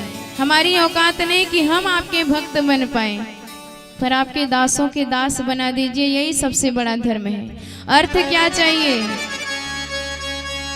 वृत्रासुर कहता है मुझे ना स्वर्ग का पद चाहिए, ना पाताल का राज्य चाहिए, ना मैं चक्रवर्ती सम्राट बनना चाहता हूँ, ना कोई खजाना चाहिए। तो क्या चाहते हो? वृत्रासुर कहता है कि केवल आपकी याद आए, उसी स्मृति के खजाने में मैं मस्त रहना चाहता हूँ, और कुछ नहीं चाहिए। और काम क्या मांगता है कि मैं आपको कैसे याद करूं? 3 उदाहरण बताएं। अजात पक्षाइव मातरं खगाः स्तन्यम यथा वत्सतरो क्षुधार्ता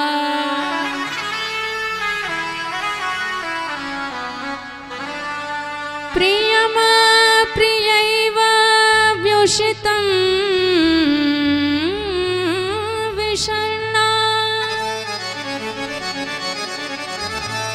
मनोरविन्दाक्ष दिदृक्षते त्वाम्। पहला उदाहरण दिया, जैसे एक छोटे से पक्षी का बच्चा होता है, जब माँ दाना चुगने चली जाती है तो वह पक्षी का बच्चा अपनी माँ को याद करता रहता है। ऐसे मैं भी आपको सदा याद करता रहूं। भगवान ने कहा यहाँ भय का भजन हो रहा है, बच्चे को डर लग रहा है, इसलिए माँ को याद कर रहा है। दूसरा उदाहरण दिया, जैसे एक गाय का बछड़ा जो अभी माँ का ही दूध पीता है, और जब उसे माँ छोड़ करके जंगल चरने चली जाती है तो बछड़ा अपनी माँ को पूरे दिन याद करता रहता है, और शाम होती है तो रस्सियां तुड़ाने लगता है। इस प्रकार मैं आपका ध्यान करता रहूं। भगवान ने कहा यहाँ भूख का भजन हो रहा है, बच्चे को भूख है इसलिए माँ को याद कर रहा है। माँ आएगी, चकाचक दूध पिवाएगी, फिर सारी तड़प मिट जाएगी। तीसरा उदाहरण दिया, प्रियम प्रियैव व्युषितं विषण्णा, जैसे एक पत्नी अपने परदेश गए हुए प्रियतम पति का स्मरण करती रहती है, चरणों का ध्यान करती रहती है, ऐसे मैं आपको याद करता रहूं। सदा उसी को याद करती रहती है, और जब जान जाती है कि वो आने वाले हैं, जरा सी भी आहट होती है दरवाजे पर तो दौड़ करके जाती है कि कहीं मेरे पतिदेव ही तो नहीं आ गए हैं। ऐसे मैं भी नित्य आपके दर्शन के लिए, नित्य आप से मिलने के लिए तड़पता रहूं, तरसता रहूं। भगवान ने कहा वाह, यदि ऐसा भाव हमारे प्रति आ गया तो हमारे मिलने में देर नहीं। और मोक्ष कहता है कि सरकार मुझे 5 प्रकार की मुक्ति में से कोई मोक्ष नहीं चाहिए। तो क्या चाहिए? मुझे चाहे जितने जन्म मिले, पर जब भी जन्म मिले तो आपके दासों के ही घर मिले, आपके भक्तों का संग मिले, आपके संतों का संग मिले, यही मेरा सबसे बड़ा मोक्ष है। ममोत्तम श्लोक जनेषु सख्ये सख्यम संसार चक्रे भ्रमतः स्वकर्म बेह त्वन् माययात्मात्म जदार गेहे श्वासक्त चित्तस्य ननाथ भूयात्। और यही हमारा भाव हो जाए तो कल्याण हो जाए। बोल भक्त वत्सल भगवान की जय हो। इंद्र संभल पाते इससे पहले इंद्र का ही नाश्ता कर गया वृत्रासुर, पर नारायण कवच का बल था इसलिए मरा नहीं। 1 साल बाद पेट फाड़ते फाड़ते तब बाहर निकला। सप्तम स्कंद में वर्णन आता है। परीक्षित जी प्रश्न करते हैं कि गुरुदेव, भगवान यदि समदर्शी हैं तो दैत्यों का ही वध क्यों करते हैं? सुखदेव जी बताते हैं, भगवान ने तो सबको छूट रखी है। आप प्रभु को चाहे जो बना लो, आप चाहे तो भगवान को मित्र बना लो, चाहे तो भगवान को माता पिता बना लो, चाहे तो प्रियतम बना लो, चाहे जो बना लो, भगवान ने छूट दे रखी है। पर आपका उद्धार तभी संभव है जब कोई ना कोई संबंध सरकार से जुड़ा रहेगा। पर यदि सरकार से कोई लेना देना नहीं तो कल्याण भी किसी काल में संभव नहीं है।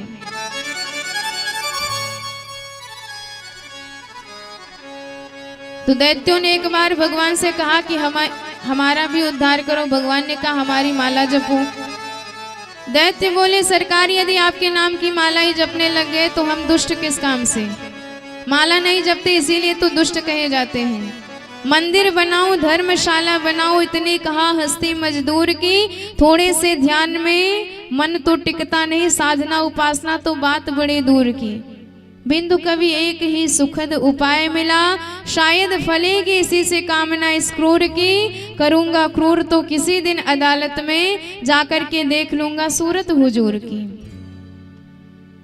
तो यदि हम दुष्टता करेंगे, यदि हम आतंक फैलाएंगे, तो आप आतंक पर अंकुश लगाने के लिए कभी राम जी बन के आओगे, कभी श्याम जी बन के आओगे, तब हम आपका दर्शन करेंगे और तब हमारा अपने आप कल्याण हो जाएगा। हिरण्यकश्यप नाम का दैत्य जब ब्रह्मा जी को प्रसन्न कर लिया और ब्रह्मा जी से अमरत्व का वरदान मांगा, तो ब्रह्मा जी ने कहा, ये नहीं दे सकते, दूसरा कुछ मांगो।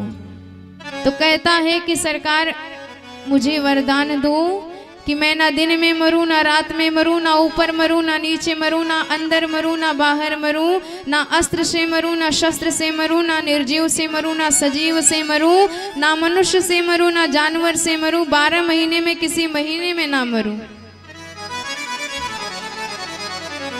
इतना वरदान मांग लिया ब्रह्मा जी से। ब्रह्मा जी ने कहा, तेरे जैसे तपस्या भी किसी ने नहीं करी है, इसलिए जाओ, दिया सारे वरदान। ताते में दुर्लभा पुंसा यान वृणेशे वरान मम तथापि वितराम्यंग वरान्यदपि दुर्लभान्। अब तो चारों तरफ आतंकवाद फैलाने लगा ये हिरण्यकश्यप। इंद्र से झाड़ू लगवाया, वरुण से जल भरवाया, सारे देवता घबराए। भगवान ने कहा, चिंता मत करो, हम अवश्य उद्धार करेंगे इसका। इसके कई बेटा थे, आलाद, अनुलाद, संगलाद, प्रहलाद, पर प्रहलाद जी पर बचपन से ही प्रभु के प्रेम का रंग चढ़ा हुआ था। कृष्ण ग्रह ग्रहीतात्मा न वेद जगदीदृशम। और भक्त की निशानी क्या है? भक्त जब भी बैठता है उसके आंखों से आंसू अपने आप बहते रहते हैं। क्वचिद्रुदति वैकुंठा चिंताश बल चेतनम क्वचिद्धि संतिता चिंता लादमुद्गायते क्वचित्।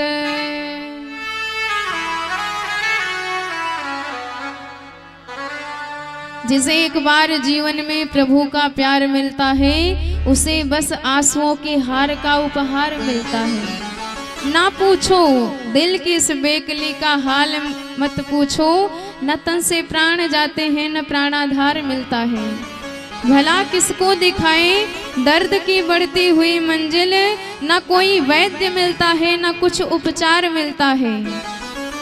दूर रह के भी न जाने क्या क्या बातें होती हैं। हृदय के तार से जब उस हृदय का तार मिलता है, जहाँ कुछ छल छलाता अश्रु दिखलाई पड़े, उसी मानस में हमें वह सांवरा सरकार मिलता है। भक्तों के नयनों से प्रभु ही प्रवाहित होते रहते हैं द्रव रूप में। कभी वह उच्च स्वर में गाने लगेगा, कभी रोने लगेगा, कभी नाचने लगेगा, कभी शांत हो जाएगा। तो ये भक्त की दशा निराली होती है दुनिया से। प्रहलाद जी अपने आचार्य गण खंड और अमर्क से अध्ययन करते हैं और एक दिन हिरण्यकश्यप ने गोद में लिया और पूछा, बेटा ये बताओ कि तुमने कौन सा बढ़िया पाठ याद किया है। तो प्रहलाद जी कहते हैं कि हमने एक बहुत बढ़िया पाठ याद किया है गुरुजी से। अच्छा हम भी सुने, बताओ। हमारे प्रहलाद जी बताते हैं, तत्साधु मन्ये सुरवर यदेहिना सदा समुद्विग्न धियाम सद्गहात्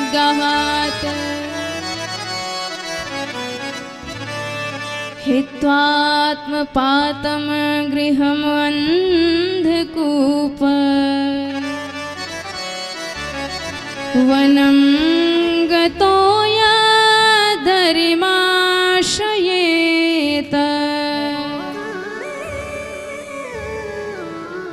प्रहलाद जी कहते हैं कि हमने यही सीखा है कि यह संसार अंधकुआं है, बुद्धिमान वही है जो इससे निकल करके भगवान के भक्ति में लग जाए। वनम गतो यद हरिम आश्रयेत वनम वृंदावनम गतः। जब ये बात सुनी हिरण्यकश्यप भड़क गया, बेटा गुरुजी को बुलाओ, क्योंकि तुमने वही सीखा है जो उसने पढ़ाया है। डांट करके पूछता है, मेरे दुश्मन के भजन की बात बताते हो मेरे बच्चे को। गुरुजी ने कहा, सरकार गलती हो गई, अब नहीं होगी। ठीक है ले जाओ।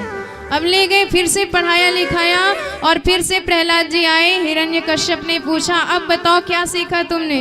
प्रहलाद जी ने कहा, पहले एक बात सीखी थी, आज 9 बात सीख ली है। अच्छा, श्रवणम कीर्तनम विष्णुम स्मरणम पाद सेवनम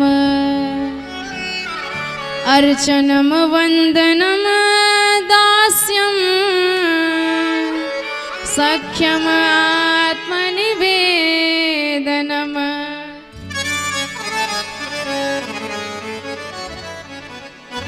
और जब नवधा भक्ति का वर्णन किया, हिरण्यकश्यप क्रोधित होकर तलवार उठा के सीधे गुरुजी के कंधे पर धर दिया।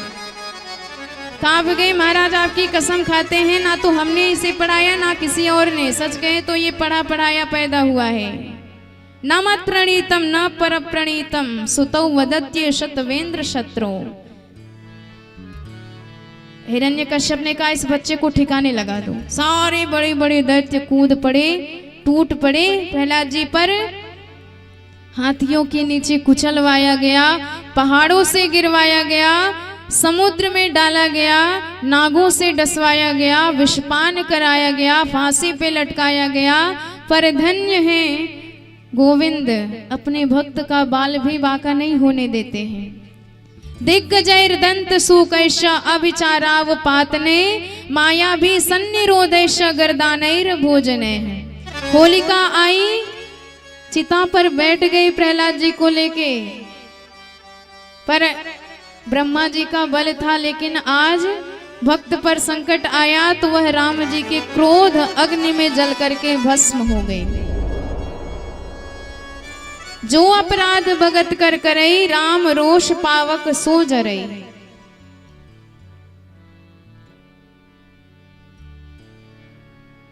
हिरण्यकश्यप ने प्रहलाद जी को बंदी बना के एक कमरे में बंद किया और गुरुजी तो बाहर गए हैं। प्रहलाद जी ने सोचा भजन का आनंद लेना है तो भाई समूह में ही आता है। अपने सखाओं को बुलाया, आज भजन करेंगे हरि का मिलजुल के। बच्चों ने कहा, नहीं नहीं भाई, भजन करना तो बुढ़ों का काम है, हम तो अभी बालक हैं।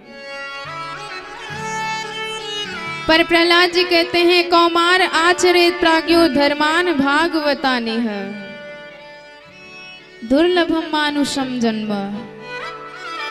मनुष्य शरीर अत्यंत दुर्लभ है। कितने दिन तक, कब तक मिला है, कोई गारंटी नहीं। इसलिए जितनी भी श्वास चल रही है सब भगवान के भजन में समर्पित कर देना चाहिए। और भजन करने के अधिकारी सब हैं। ऐसा नहीं कि तुम दैत्य हो तो भजन नहीं कर सकते हो। देवो सुरो मनुष्यो वा यक्षो गंधर्व एव च भजन मुकुंद चरणम स्वस्तिमान स्यात् यथा वयम। चाहे देव हो, चाहे मनुष्य हो, चाहे गंधर्व हो, चाहे किन्नर हो, चाहे दैत्य हो, पर जो भी भगवान का भजन करता है वो ही भगवान का हो जाता है। बच्चों ने कहा भाई तेरे पिताजी से बड़ा डर लगता है, बड़े क्रोधी हैं। प्रहलाद जी ने कहा तू मेरा क्या बिगाड़ पाएगा। अरे रक्षा करने वाले हमारे सरकार बैठे हैं ना, तो भजन करना हमारा काम है, रक्षा करना उनका काम है। बच्चों ने खूब मन से कहा प्रहलाद होगी सो देखी जाएगी। अब तो हम सब झूम झूम के भजन करेंगे, प्रभु को मनाएंगे। सब इकट्ठे होके झूम झूम के भगवान का भजन करने लगे। आइए हम और आप भी उसी में मन को समर्पित करें। बोल भक्त वत्सल भगवान की जय हो। क्या जाने कोई क्या जाने, क्या जाने कोई क्या जाने। मेरी लगी हो मेरी लगी, मेरी लगी श्याम संग प्रेम, ये दुनिया क्या जाने। मेरी लगी श्याम संग प्रेम, ये दुनिया क्या जाने। मेरी लगी श्याम संग प्रेम, ये दुनिया क्या जाने। क्या जाने कोई क्या जाने, क्या जाने कोई क्या जाने। मुझे मिल गया, मुझे मिल गया, मुझे मिल गया मन का भी, ये दुनिया क्या जाने। मुझे मिल गया मन का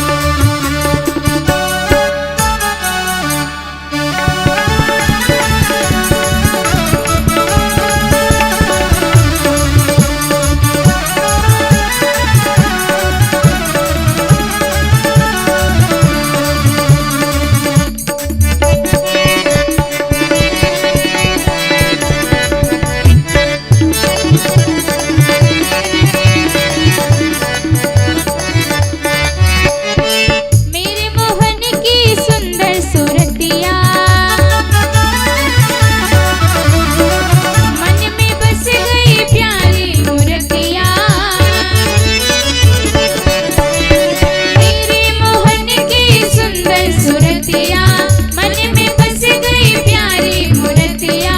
लोग कहे मैं तो भई बावरिया, जब से ओढ़ी मैंने श्याम चुनरिया। लोग कहे मैं तो भई बावरिया, जब से ओढ़ी मैंने श्याम चुनरिया।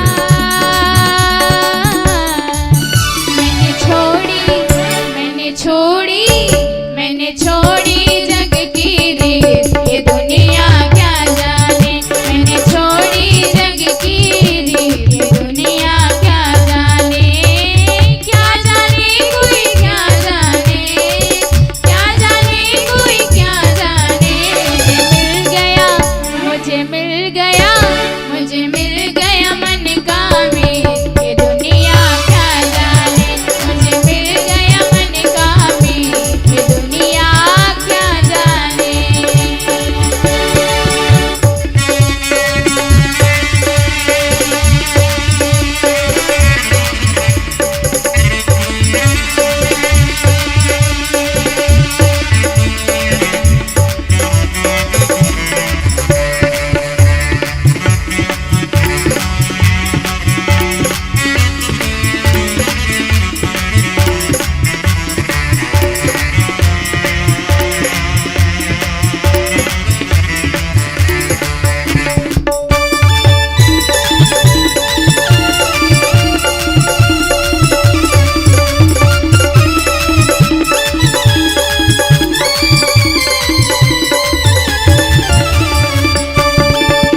जय जय श्री राम।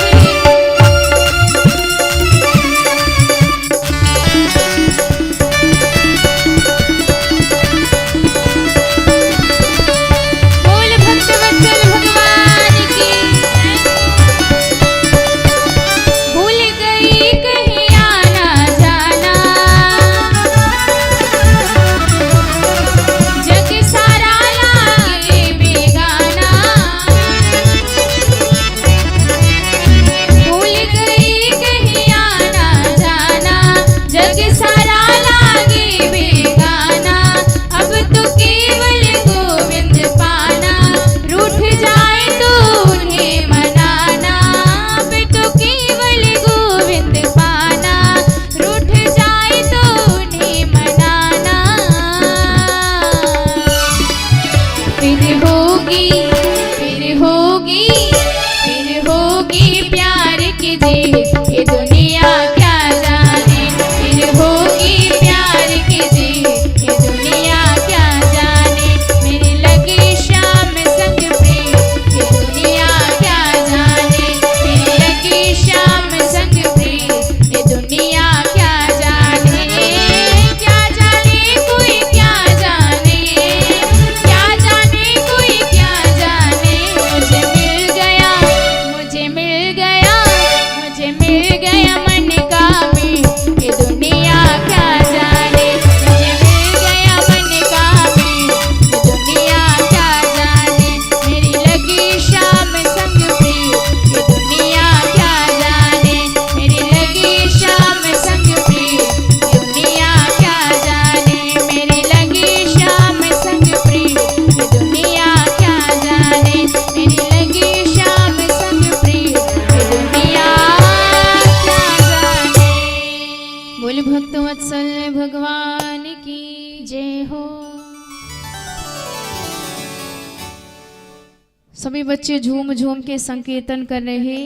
और जैसे ही हिरण्यकश्यप को यह खबर मिली, क्रोध में भर गया कि आज प्रहलाद को जिंदा नहीं छोड़ेंगे।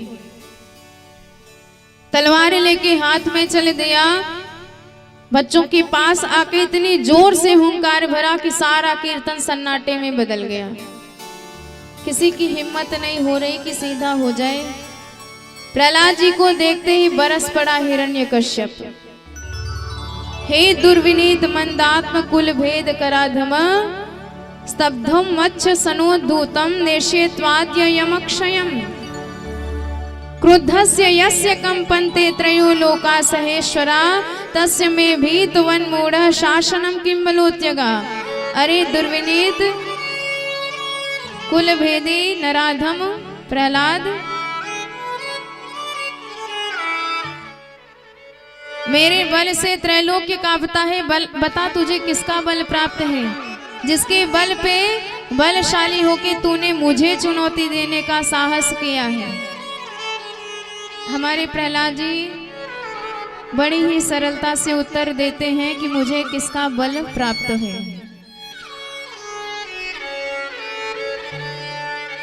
न केवलं मे भवतश्च राजन्, न केवलं मे भवतश्च राजन्, न केवलं मे भवतश्च राजन्, न केवलं मे भवतश्च राजन्, सवे बलं बलिनां च परेषां, सवे बलं बलिनां च परेषां, परिवरे सिरजङ्गमाये ब्रह्मादयाये नमः प्रणीता, न केवलं मे भवतश्च राजन्, सवे बलं बलिनां च परेषां, सवे बलं बलिनां च परेषां, परिवरे सिरजङ्गमाये, परिवरे सिरजङ्गमाये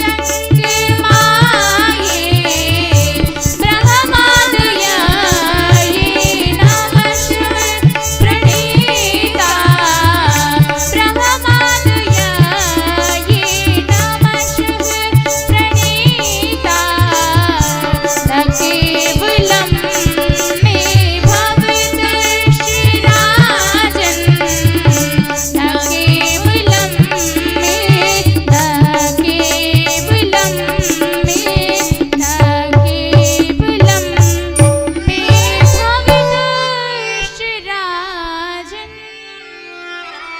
बोले भक्तवत्सल भगवान की जय हो। प्रहलाद जी कहते हैं कि आपको ब्रह्मा जी का बल है, पर मेरे भगवान ब्रह्मा जी को बल देने वाले हैं और मैं उनके बल से बलशाली हूँ। अग्नि में यदि जलाने की क्षमता है तो वो मेरे सरकार का दिया गया बल है। वायु किसी चीज को उड़ा सकते हैं तो प्रभु का दिया गया बल है। सारी दुनिया उन्हीं के बल पे बलशाली है और आपको भी उन्हीं का बल है, आप मानो या ना मानो। अच्छा, हिरण्यकश्यप कहता है बोल कहाँ मिलेगा तेरा भगवान। प्रहलाद जी कहते हैं ये पूछिए कहाँ नहीं मिलेंगे। अच्छा तो ये बता इस खंबे में मिलेगा तेरा भगवान। प्रहलाद जी कहते हैं हाँ। और भगवान कहाँ, जहाँ भक्त की हाँ। प्रहलाद जी ने जैसे कहा मिलेंगे, क्रोध में भर करके गदा उठाई, घुमा करके बड़ी ही तीव्रता से खंबे में प्रहार किया। खंबा फट गया और उसी खंबे से भगवान नरसिंह का वेश बनाए प्रकट हो गए। गगड़ गड़ गड़ानो खंब फाटो चर चरानो, निकसो नर नाहर को रूप अति भयानक है। गगड़ गड़ गड़ावे दसन जीव लपलपावे, चितवत सरोज मानो अंग जात खानो। बोल नरसिंह भगवान की जय। पंजाब प्रांत में भगवान नरसिंह प्रकट हुए हैं दिन के 12 बजे और सारी सेना हिरण्यकश्यप की बेहोश। हिरण्यकश्यप से लड़ते लड़ते शाम का वक्त देखा, परास्त किया, गोदी में लिटाया, देहली पे बैठ गए। गर्दन दबाई, बेचारा अधमरा होके बोला मैं ना बाहर मरूंगा ना भीतर। भगवान कहते हैं हम देहली पे बैठे हैं, ना बाहर है ना भीतर है। फिर कहता है ना दिन में मरूंगा ना रात में। प्रभु कहते हैं सायंकाल की वेला है। बोला ना मनुष्य से मरूंगा ना जानवर से। प्रभु कहते हम कौन हैं? कहता है सरकार ऊपर से तुम शेर जैसे दिख रहे हो और नीचे से मनुष्य। भगवान बोले स्पेशल तेरे लिए बने हैं। फिर कहने लगा ना ऊपर मरूंगा ना नीचे। प्रभु कहते मेरी गोदी में बैठा है। ना अस्त्र से मरेंगे ना शस्त्र से। भगवान कहते हैं ये बड़े बड़े नाखून ही तेरा काम तमाम करेंगे। ना निर्जीव से ना सजीव से। प्रभु कहते हैं ये नाखून ना तो निर्जीव है ना सजीव है। 12 महीने में किसी महीने में नहीं मरेंगे। भगवान कहते हैं ये अधिक मास 13वां महीना स्पेशल तेरे लिए। सारे वरदानों की रक्षा करिए। सत्यम विधातुम निज भृत्य भाषितम व्याप्तिम च भूतेषु अखिलेषु चात्मना अदृश्यतात्यद्भुत रूपमुद्वहन् स्तंभे सभायां न मृगम न मानुषम। भगवान ने नखों से हिरण्यकश्यप का उदर विदीर्ण कर दिया। अतड़ी निकाल करके माला बना करके धारण कर ली गले में। बोल नृसिंह भगवान की जय हो। स्तुति करने ब्रह्मा जी आए, टिक नहीं पाए। भोलेनाथ भी नहीं संभाल पाए।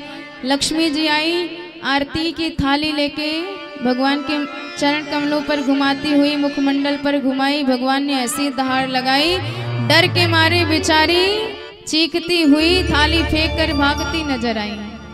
देवताओं ने कहा बेटा प्रहलाद तेरे लिए ही प्रभु आए हैं, तू ही संभाल। प्रहलाद जी आए और भगवान के श्री चरणों में नतमस्तक हो गए। और जब भक्त का स्पर्श प्राप्त हुआ तो भगवान की करुणा शक्ति जागृत हो गई। भगवान ने अपने भक्त राज प्रहलाद को उठा करके हृदय से लगा लिया और गोदी में बिठा लिया। जिह्वा से चाट रहे हैं कि मेरे नाखून इतने कठोर हैं कहीं इन्हें चोट ना लग जाए। इतनी करुणा आज प्रभु के नयनों से अश्रुपात हो रहा है कि मुझे ही आने में देर हो गई, बेटा माफ करना।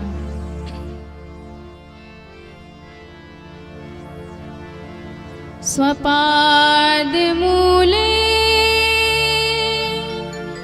पतितं तमर्भकं विलोक्य देवा कृपया परिप्लुतः।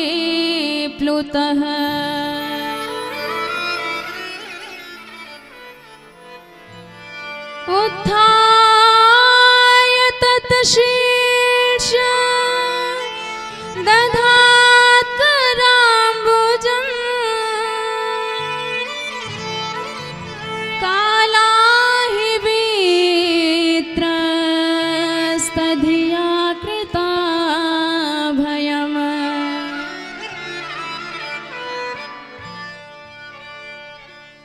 आज भगवान प्रहलाद जी से क्षमा याचना कर रहे हैं कि मुझे ही आने में देर हो गई। कितने कोमल शरीर पर कितने अत्याचार किए उस दुष्ट ने।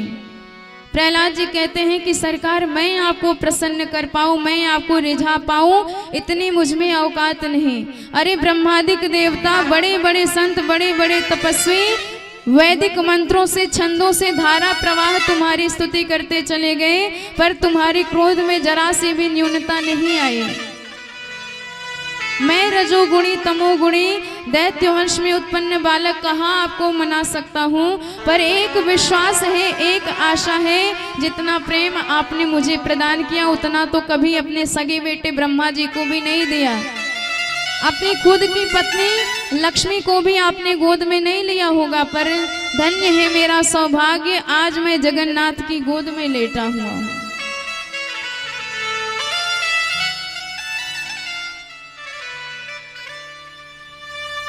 ब्रह्मादयः सुरगणा मुनयोऽथ सिद्धा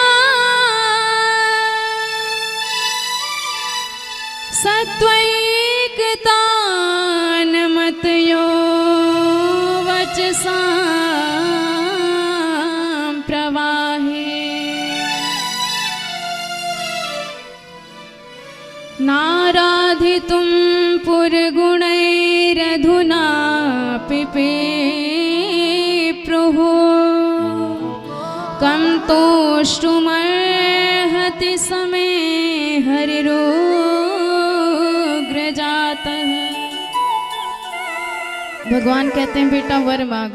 प्रहलाद जी कहते हैं ये लेना देना भक्त भगवान के बीच में नहीं होता है, और यदि देना ही चाहती हो तो इतना दो कि मैं आपसे जीवन भर में कभी कोई वरदान ना मांगू। यदि राशेष में कामान वरस्तम वर दर्शवः कामानाम हृदय संरोहम भवतस्तु वृणे वरम। प्रभु ने कहा तू मांग नहीं सकता तो मैं दिए बिना रह नहीं सकता। आशीर्वाद देता हूं कि एक मनवंतर पर्यंत यहाँ राज्य कर, तत्पश्चात मेरे दिव्य धाम में नित्य पार्षद बन के विराजमान हो जा। प्रहलाद जी ने कहा मेरे पिताजी की अधोगति नहीं होनी चाहिए। भगवान कहते हैं तुझ जैसा बालक भक्त जिस कुल में, जिस खानदान में, जिस माँ के गर्भ से जन्म लेता है वो जननी पवित्र हो जाती है, वो वंश पावन हो जाता है, उसकी 21 पीढ़ियां तर जाती हैं। कुलम पवित्रम जननी कृतार्थ वसुंधरा पुण्यवती छतेन।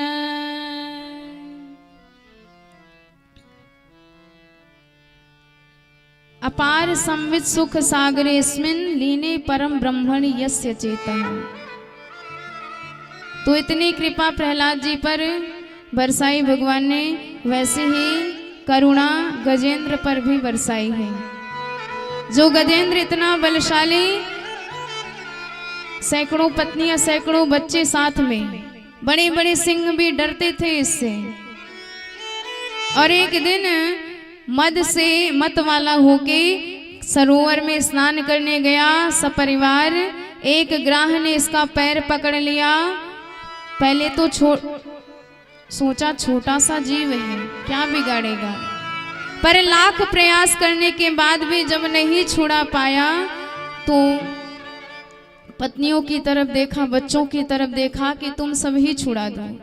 उन्होंने भी प्रयास किया, वो भी नहीं छुड़ा पाए, तो एक एक करके सब छोड़ करके भागने लगे। गजेंद्र पुकार बैठा कि मैं तुम्हारे परिवार का मुखिया हूं, मुझे ऐसे संकट में पड़ा हुआ अकेला छोड़ के किधर जा रहे हो। सबने कहा कि महाराज आप तो मर ही रहे हो और आपके लिए पूरा परिवार तो नहीं मर सकता भूखा प्यासा। बुद्धि खुल गई कि जिसे हम अपना मान रहे थे वो तो मेरे सुख के साथी थे, दुख में कोई मेरा साथ ही नहीं दे रहा है। प्रीतम मान लियो मन माही, अपने सुख से ही जग बंध्यो को काऊ को नाही। सुख में आन सबही मिली बैठत रहत चहु दिस गेरे, विपत्ति पड़ी सबही संग छाड़त को नहीं आवत नेरे। आज भगवान से आशा जागी कि हे सरकार, ना तो मैंने आपका नाम लिया है ना तो आपको जानता हूं, पर ये अवश्य पता है कि बड़े बड़े दुखों को दूर करने वाले आप ही हो। हम आपकी शरण में आए हैं।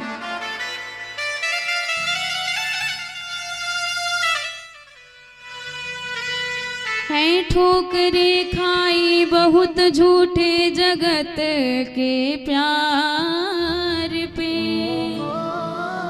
इसलिए आए हैं प्रभु जी हम तुम्हारे द्वार पर।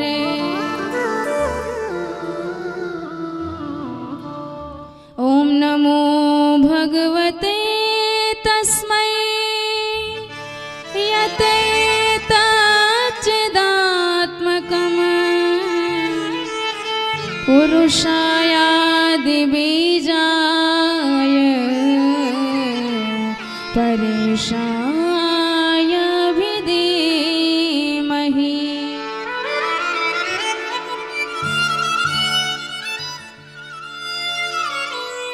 गजेंद्र कहता है कि सरकार, जो सारे जगत में छिपे हुए हैं, जो निर्गुण निराकार निर्विशेष निरुपाधिक निरुपम परब्रह्म बताए जाते हैं, जिनका कोई नाम नहीं है, जिनका कोई आकार नहीं है, पर जो सबकी रक्षा करते हैं, दुखों से सबको मुक्त करते हैं, आज मैं उन्हीं की पावन चरण शरण ग्रहण करता हूँ। किसी का नाम नहीं लिया।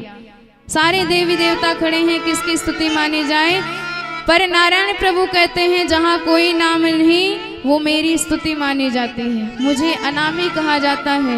तो इतने करुणा निधान है, इतने करुणा वरुणालय है, बिना नाम सुने सरकार गरुणा रूढ़ होके दौड़े चले आए। जब गजेंद्र ने भगवान को आते देखा तब डूबती हुई सूंड से कमल उखाड़ करके कमलाकांत के चरणों में समर्पित किया। अब प्रभु का नाम लेता है।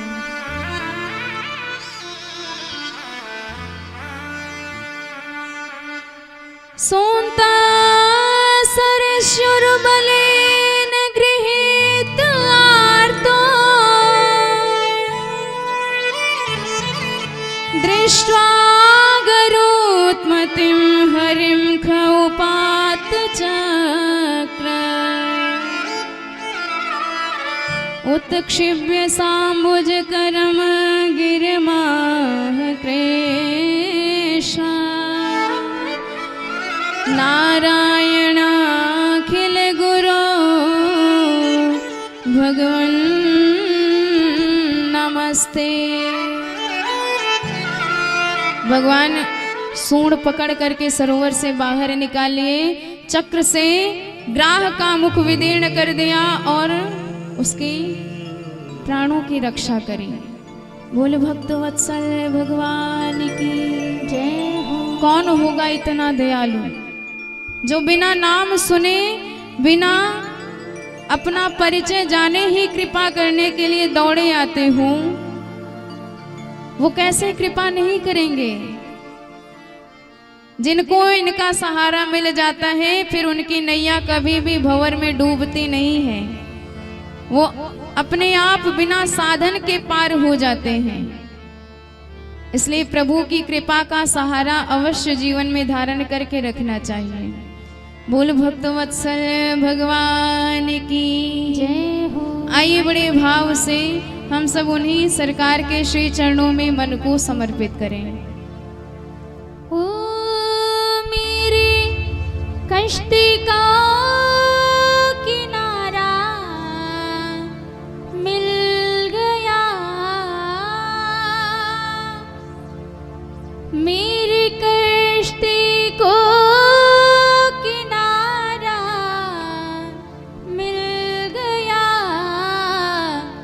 मुझको राघव का सहारा मिल गया, मुझको माधव का सहारा मिल गया। मेरी कश्ती को किनारा मिल गया, टूटी कश्ती को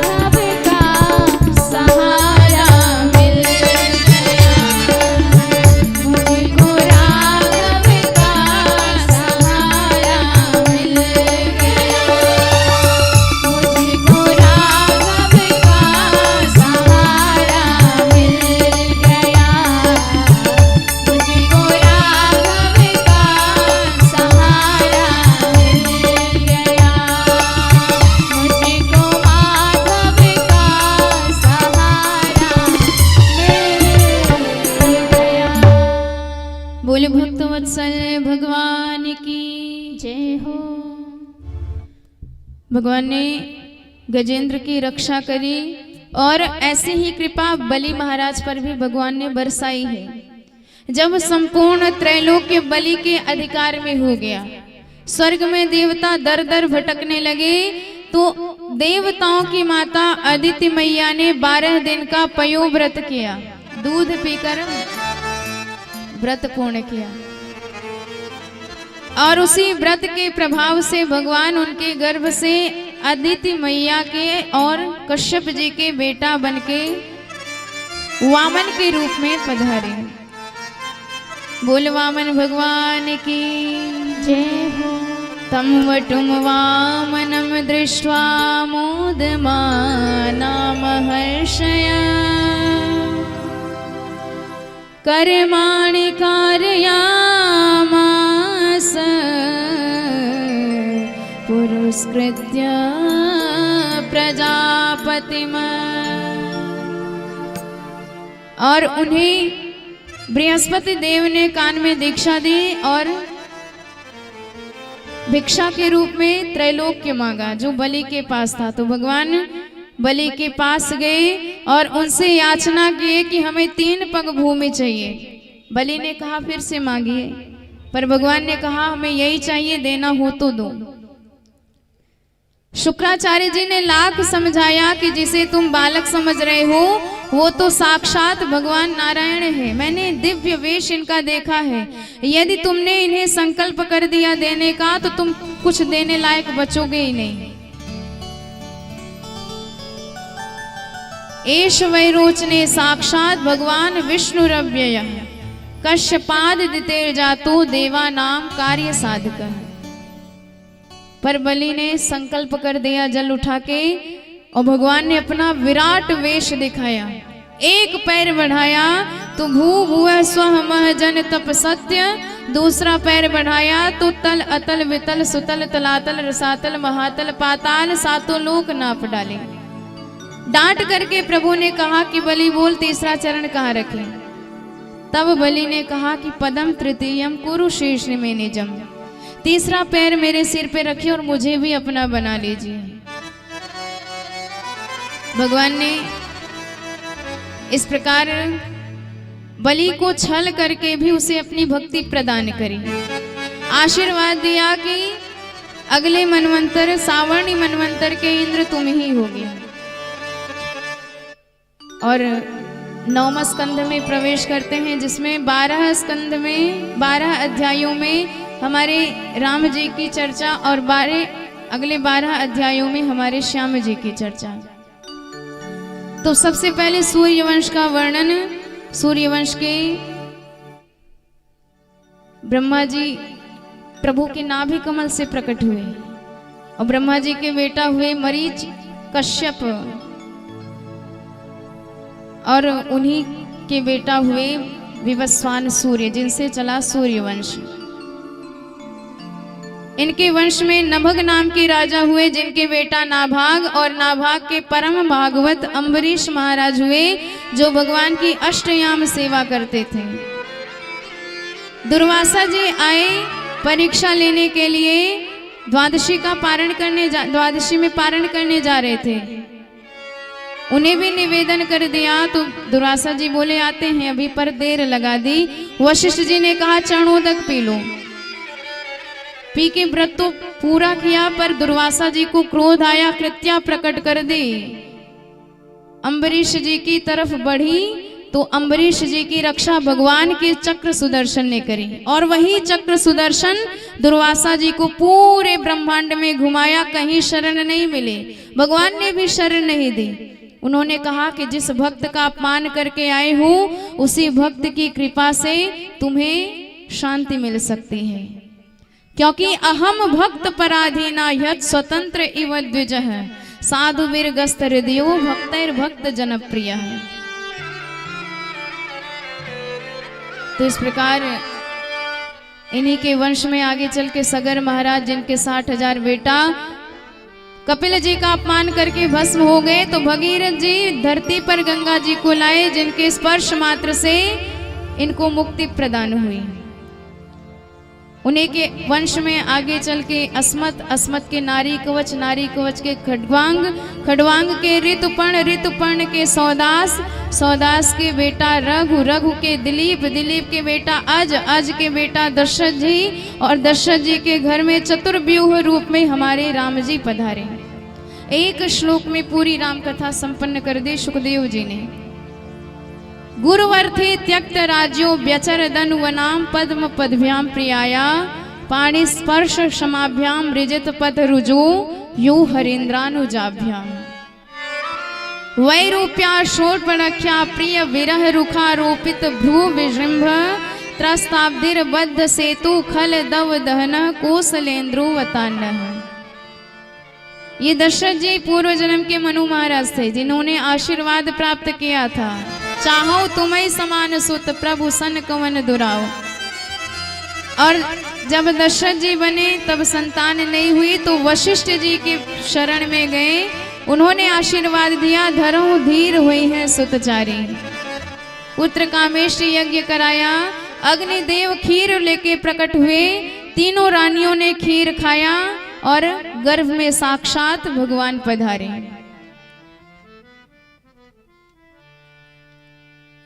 प्रभु के प्रकट होने का दिव्य समय आया। नवमी तिथि मधुमास पुनीता, शुक्ल पुच्छ अभिजित हरि प्रीता।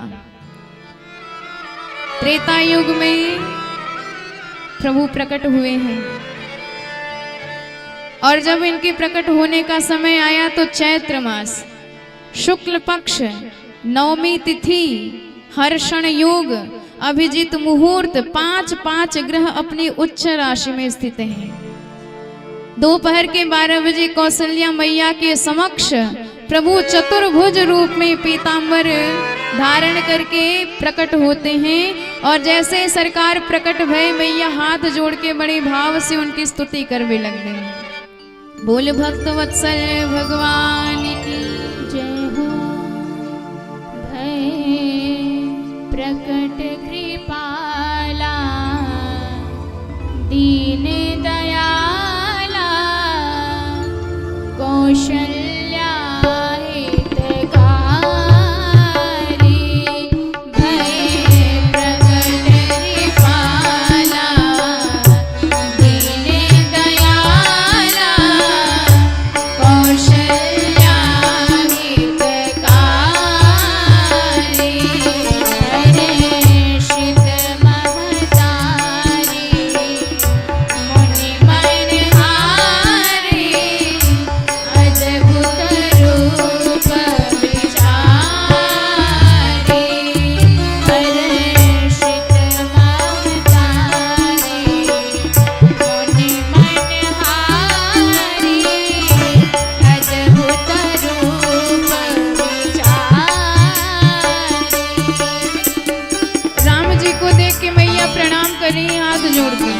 प्रभु ने कहा, माँ हम आपके बेटा बने हैं, हम आपको प्रणाम करेंगे, आप नहीं। मैया कहती है, बेटा इतना बड़ा बेटा किसी का नहीं होता है।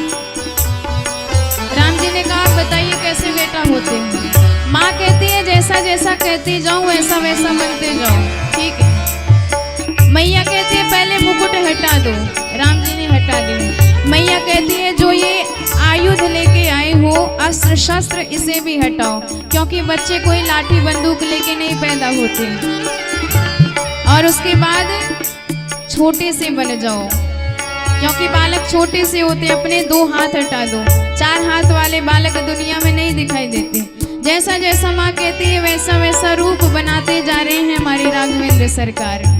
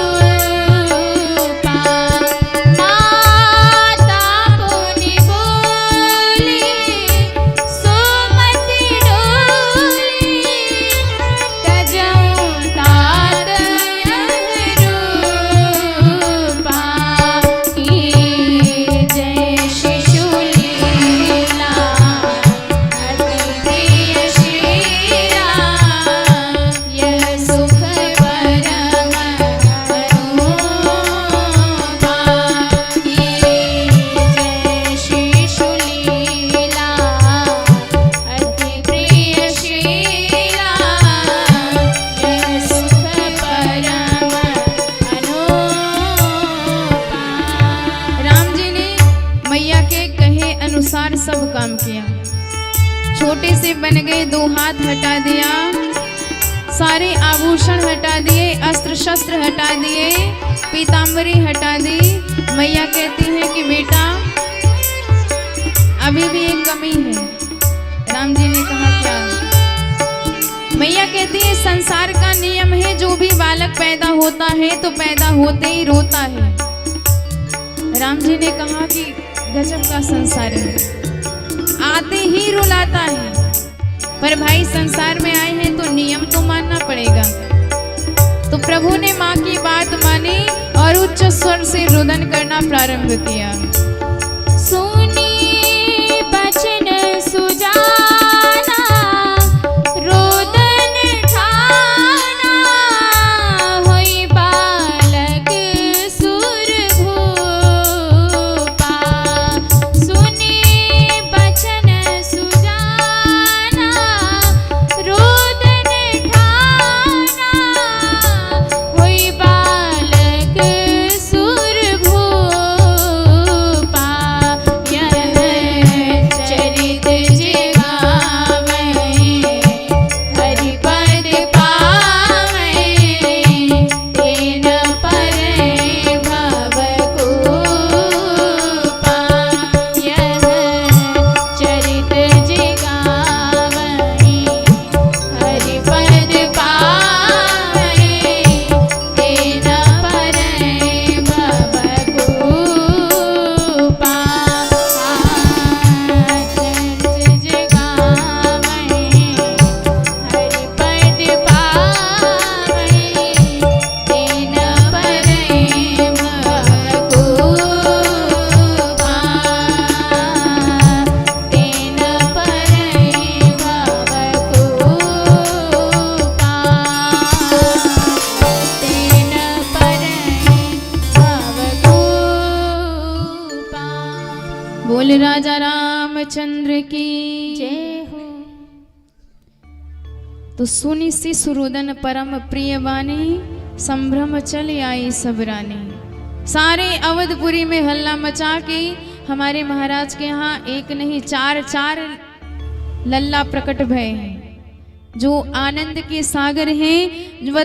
यदि वही प्रकट हो गए हैं तो किस आनंद की, किस सुख की कमी हो सकती है अवधपुरी में। आनंद का सागर चारों तरफ पूरे अवध की गलियों में विहरण कर रहा है, लहरा रहा है। और रमनते योगिनोनंते सत्यानंदे चेतात्मने, रमण करने वाले रमण बिहारी सरकार, अवध बिहारी सरकार आज सगुण साकार विग्रह में प्रकट हुए हैं।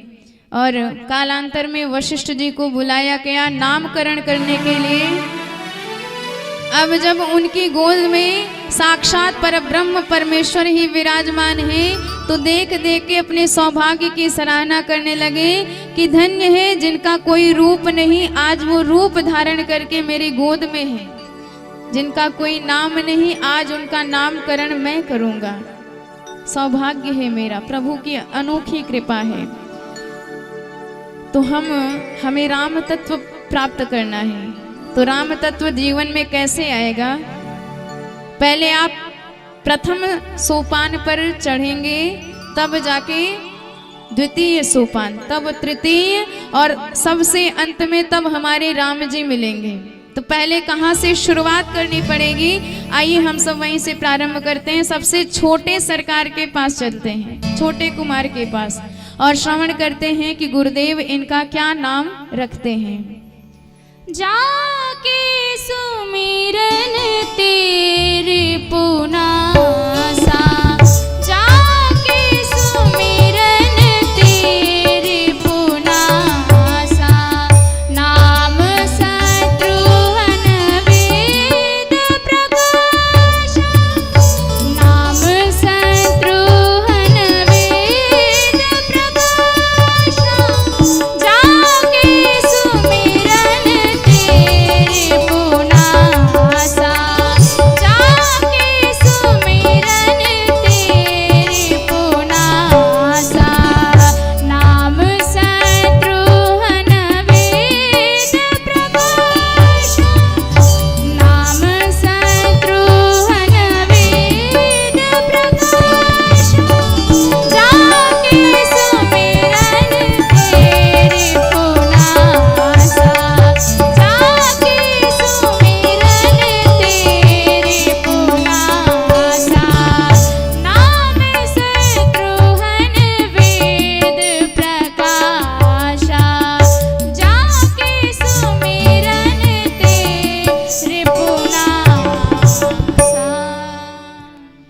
बोले शत्रुघ्न लाल की जय हो।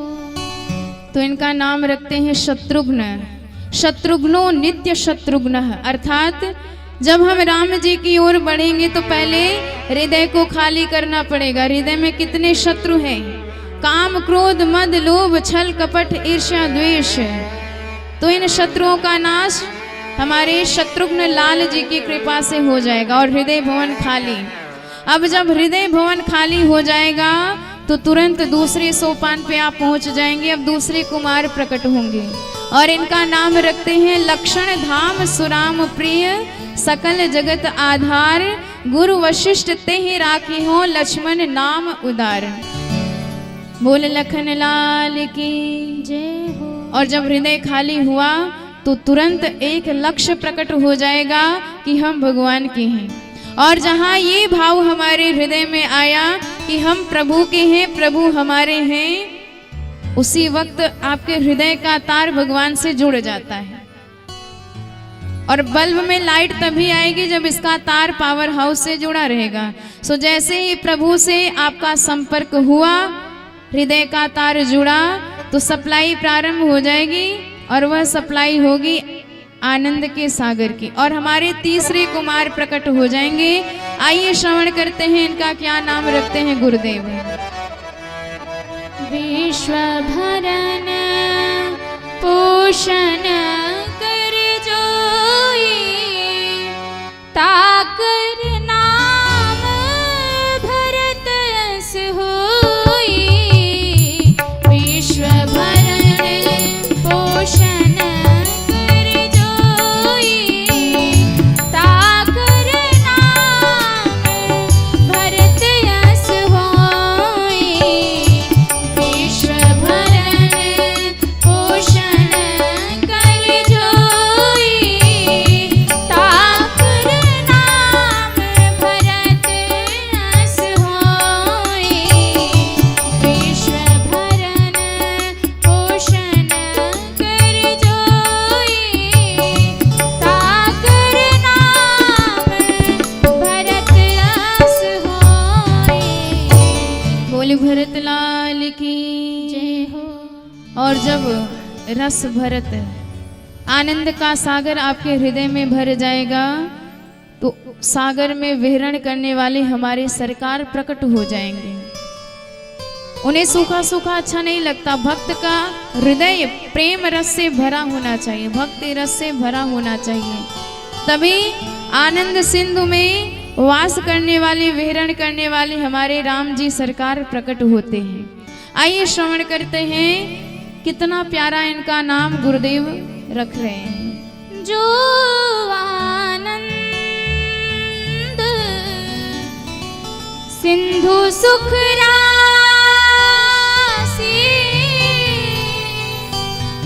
हो जो आनंद सिंधु सुख राशि। सीकर दे दे लोग सुभाषी, सीकर दे दे लोग सुभाषी। सो सुख धाम राम यस नामा, सो सुख धाम राम यस नामा। अखिल लोक दायक विश्रामा, अखिल लोक दायक विश्रामा, अखिल लोक दायक विश्रामा। बोल राम लला सरकार की जय हो। इस प्रकार नामकरण हुआ और प्रभु के महिमा का तो अंत ही नहीं है। ये मिथिला में गए, धनुष भंग किया, सीता जी का वरण किया और वन गमन हुआ 14 वर्ष के लिए। सीता हरण हुआ, सुग्रीव हनुमान जी से मित्रता हुई और सागर तरण हुआ, लंका पहुँचे, रावण मरण हुआ और फिर विभीषण शरण हुआ। विभीषण जी को लंका में राज्य सिंहासन पर बिठाया और सपत्नीक सबंधु हनुमान जी आदि दासों के साथ पुष्पक विमान पे विराजमान होकर सरकार अवधपुरी आए। 11,000 वर्षों तक राज्य किया अवधपुरी में। तत्पश्चात अयोध्या वासियों समेत साकेत धाम को प्रस्थान किया। बोल राजा रामचंद्र की जय हो। अब सुखदेव जी से परीक्षित जी ने कहा कि आप मेरे प्यारे सरकार की चर्चा सुनाइए, जिनकी कथा सुनने के लिए हम बैठे हैं और हमें भूख प्यास भी नहीं लग रही है। कथितो वंश विस्तारो भवतः सोम सूर्ययो राज्ञा चोभयवंश्यानां चरितं परमाद्भुतम्। यदोष धर्मशीलस्य नितरामो निषत्तमा तत्रांशेन मतेनस्य विष्णोर्वीर्याणि शंसनः। मैं जानना चाहता हूँ कि कैसे देवकी मैया के 8वें लाला बनकर के हमारी सरकार प्रकट हुए, कैसे बलराम जी रोहिणी मैया और देवकी दोनों के एक साथ संतान हैं, और माँ शब्द में कितना ममत्व, और मामा जिसमें 2 माँ लगे हैं, ऐसे मामा का वध क्यों किया सरकार ने। आपकी मुखार विंद से जो कथा गंगा प्रवाहित हो रही है, इस कथा गंगा में अवगाहन करके मैं अपने सारे भूख प्यास को भूल गया हूँ। आप तो प्रेम से इनकी चर्चा सुनाइए। नैसाति दुह सहाक्षुन्माम त्यक्तो दमपि बाधते पिबन्ते त्वन्मुखाम्बोजम च्युतम हरि कथामृतम।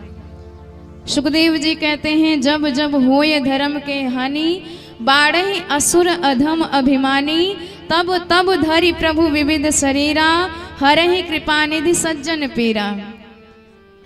जब धरती पर कंस जैसे आतंकवादियों का आतंक बढ़ा तो धरती गौ का रूप बना के भगवान की शरण में गई।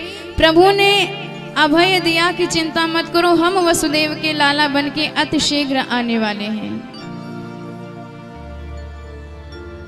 वसुदेव गृहे साक्षात भगवान पुरुष पर जनिष्यते तत्प्रियार्थम हि संभवन्तो सुरस्त्रियः। मथुरा मंडल में उग्रसेन जी महाराज हैं, पर कंस ने उन्हें बंदी बनाया, स्वयं राज्य पर अधिष्ठित हो गया। एक दिन सोचा हमारी छवि बड़ी धूमिल हो रही है, इसलिए उसने अपनी बहन देवकी का विवाह वसुदेव जी के साथ कराया है। खूब दहेज दिया और विदाई के समय रथ स्वयं हाँकने लगा, लगाम लेके। आकाशवाणी हो गई, अस्यास्त्वाम अष्टमो गर्भो हंताया वह से बुधः। अरे अज्ञानी कंस, इसी बहन का 8वां लाल तेरा काल होगा। जो ये सुना सारा प्रेम गायब, बहन को ही मारने के लिए तैयार हो गया। पर वसुदेव जी ने चरण पकड़ करके समझाया कि ये आपकी बहन है, मैं स्वयं आपको वचन देता हूँ, इसके सारे संतान आपको समर्पित कर दूंगा। 6 संतानें हुई, 6 समर्पित कर दिया। 7वें साक्षात शेष जी पधारे। भगवान ने योग माया से प्रार्थना करी कि आप जाओ, इनका हरण करके रोहिणी मैया के घर में पहुंचा दो और वहां नंद की बेटी बन के पैदा हूं, मैं वसुदेव लाला बन के आता हूं। फिर यदि कंस तुमको मारने का प्रयास करेगा तो अपना दिव्य रूप दिखा देना। योग माया ने मान लिया, हरण करके रोहिणी जी के गर्भ में पहुंचा दिया संकर्षण जी का। अब 8वें गर्भ में साक्षात हमारे प्रभु पधारे।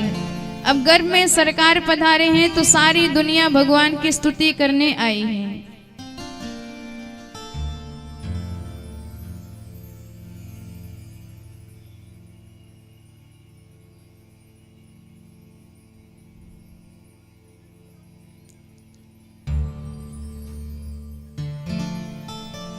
प्रभु भाद्रपद मास में कृष्ण पक्ष की अष्टमी तिथि के दिन रात के 12 बजे मैया के समक्ष प्रकट हुए हैं। और जैसे ही माँ ने सरकार का दर्शन किया तो भगवान ने अभय दिया कि आप चिंता मत करो, मैं स्वयं आ गया हूं कंस से बचाने के लिए। तमद्भुतम बालकमं भुजेक्षणम चतुर्भुजम शंख गदायुधायुधम। और छोटे से लाला के रूप में प्रभु परिणत हो गए। आदेश दिया मुझे यहाँ से सीधे नंद भवन छोड़ आना। वसुदेव जी ने सूप में उठाया तो उनकी सारी हथकड़ी बेड़ियां खुल गई, सारे ताले खुल गए, सारे दरवाजे खुल गए, पहरेदार सो गए। और शीश पर धारण करके जैसे ही सरकार को चले, यमुना जी थी, पार करने लगे तो यमुना जी में बाढ़ आ गई कि मेरे सरकार जा रहे हैं, बिना चरण छुए जाने नहीं दूंगी। प्रभु ने चरण बढ़ा दिया और स्पर्श करके नीचे हो गई यमुना जी। मंद मंद बरसात की फुहार हो रही है। शेष नाग छत्र तान करके विराजमान है। ववर्ष पर्जन्य उपांशु गर्जितः शेषोन्वगात वारि निवारयन फड़े हैं। इस प्रकार पार करके यमुना जी नंद भवन पहुँचे और यशोदा जी के बगल में लाल को सुलाया, लाली को उठाया। और जैसे ही मथुरा के जेल खाने में आए तो पुनः सारे दरवाजे बंद हो गए, सारी हथकड़ी बेड़ी लग गई, सारे पहरेदार जागृत हो गए। कन्या गला फाड़ करके रो बैठी। कंस को पता चला तो आया और उसको भी पटकने का प्रयास किया, पर वह अष्टभुजी देवी के रूप में आकाश में जाकर प्रकट हो गई और डांटने लगी कि कंस तू मुझे क्या मारता है, तुझे मारने वाला कहीं और प्रकट हो गया है। किम मया हत्या मंदः जाता खलु तवांत कृत यत्र क्ववा पूर्व शत्रुन माहिषी कृपणान वृथा। भूल भक्त वत्सल भगवान की जय हो। तो नंद भवन में हमारे सरकार पहुंच गए हैं। आइए बड़े भाव से नंदोत्सव में मन को समर्पित करें और जीवन को परम धन्य बनाएं। अरे नंद यशोदा के प्यारे की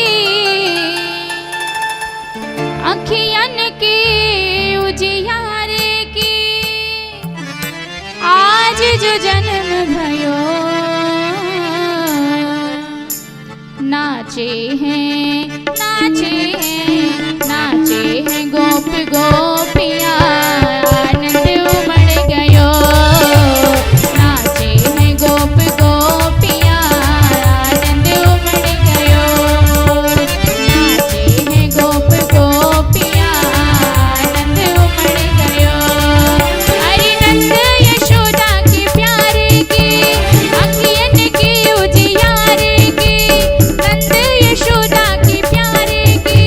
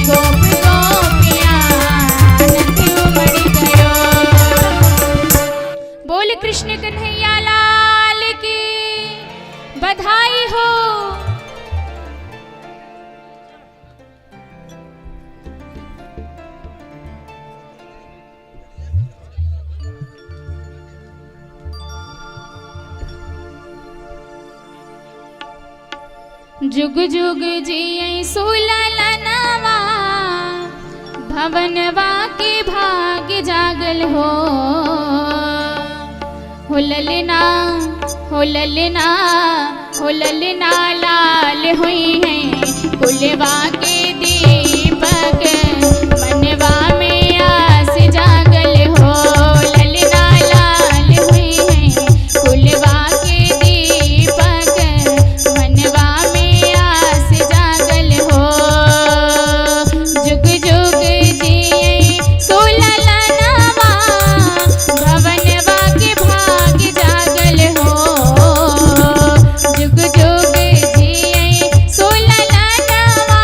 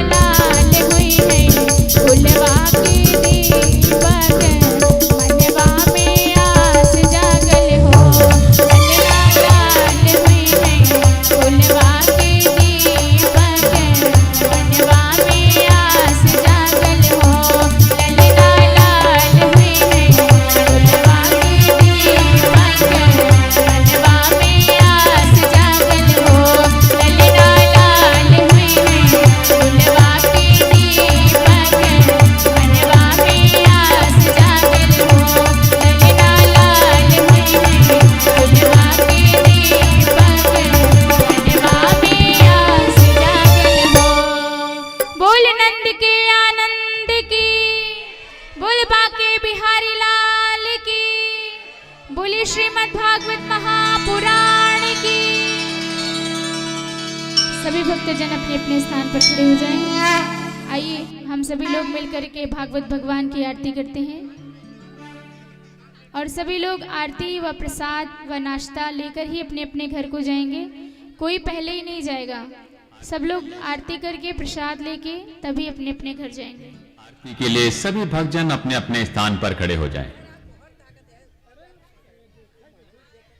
ओम इदगुम हविः प्रजननं वे यस्दशवीरगुम सर्वगणगुम सस्ते आत्मशनि प्रजाशनि पशुशनि लोकशन्न भयशनि अग्नि प्रजां बहुलां मे करो त्वन्नं पयूरि तु अस्मासु दत्त।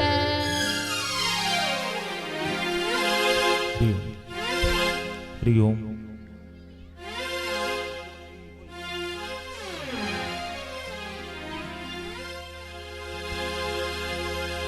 लालन की हो प्रतिपालन की, लालन की हो प्रतिपालन की, सब आरती उतारो मेरे लालन की, सब आरती उतारो मेरे लालन की हो प्रतिपालन की, लालन की हो प्रतिपालन की, सब आरती उतारो मेरे लालन की, सब आरती उतारो मेरे लालन की, सब आरती उतारो मेरे लालन की।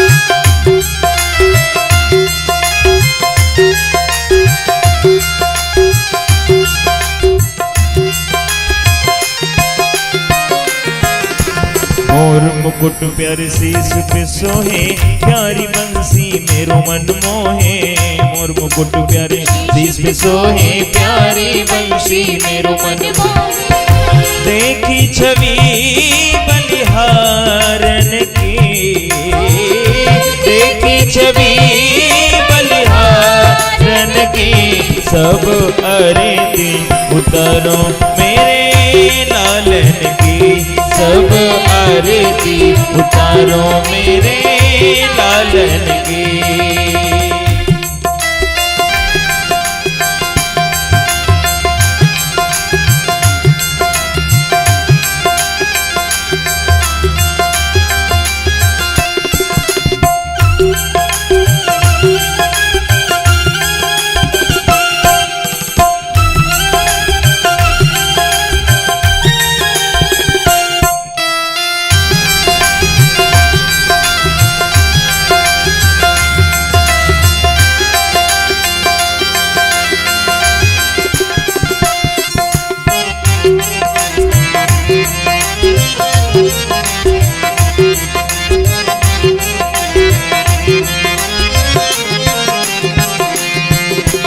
चरणों से निकली गंगा प्यारी, जिसने सारी दुनिया तारी, चरणों से निकली गंगा प्यारी, जिसने सारी दुनिया तारी, चरणों से निकली गंगा प्यारी, जिसने सारी दुनिया तारी, चरणों से निकली गंगा प्यारी, जिसने सारी दुनिया तारी, उन चरणों के दर्शन पावन की, उन चरणों के दर्शन पावन की, सब सब आरती उतारो मेरे लालन की, सब आरती उतारो मेरे लालन की।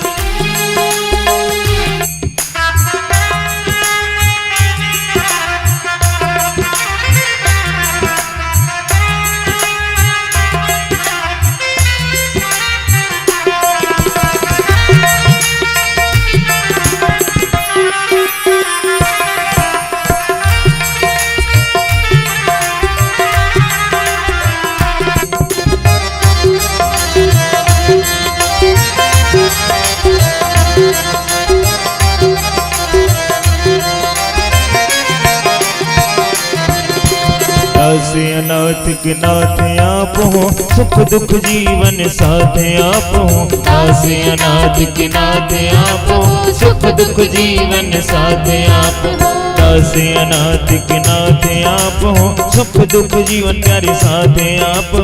दास अनाथ के नाथ आप हो, सुख दुख जीवन प्यारे साथ आप हो। चरणों में शीस झुकावन के, चरणों में शीस झुकावन के, सब आरती उतारो मेरे लालन की। सब आरती उतारो मेरे लालन की।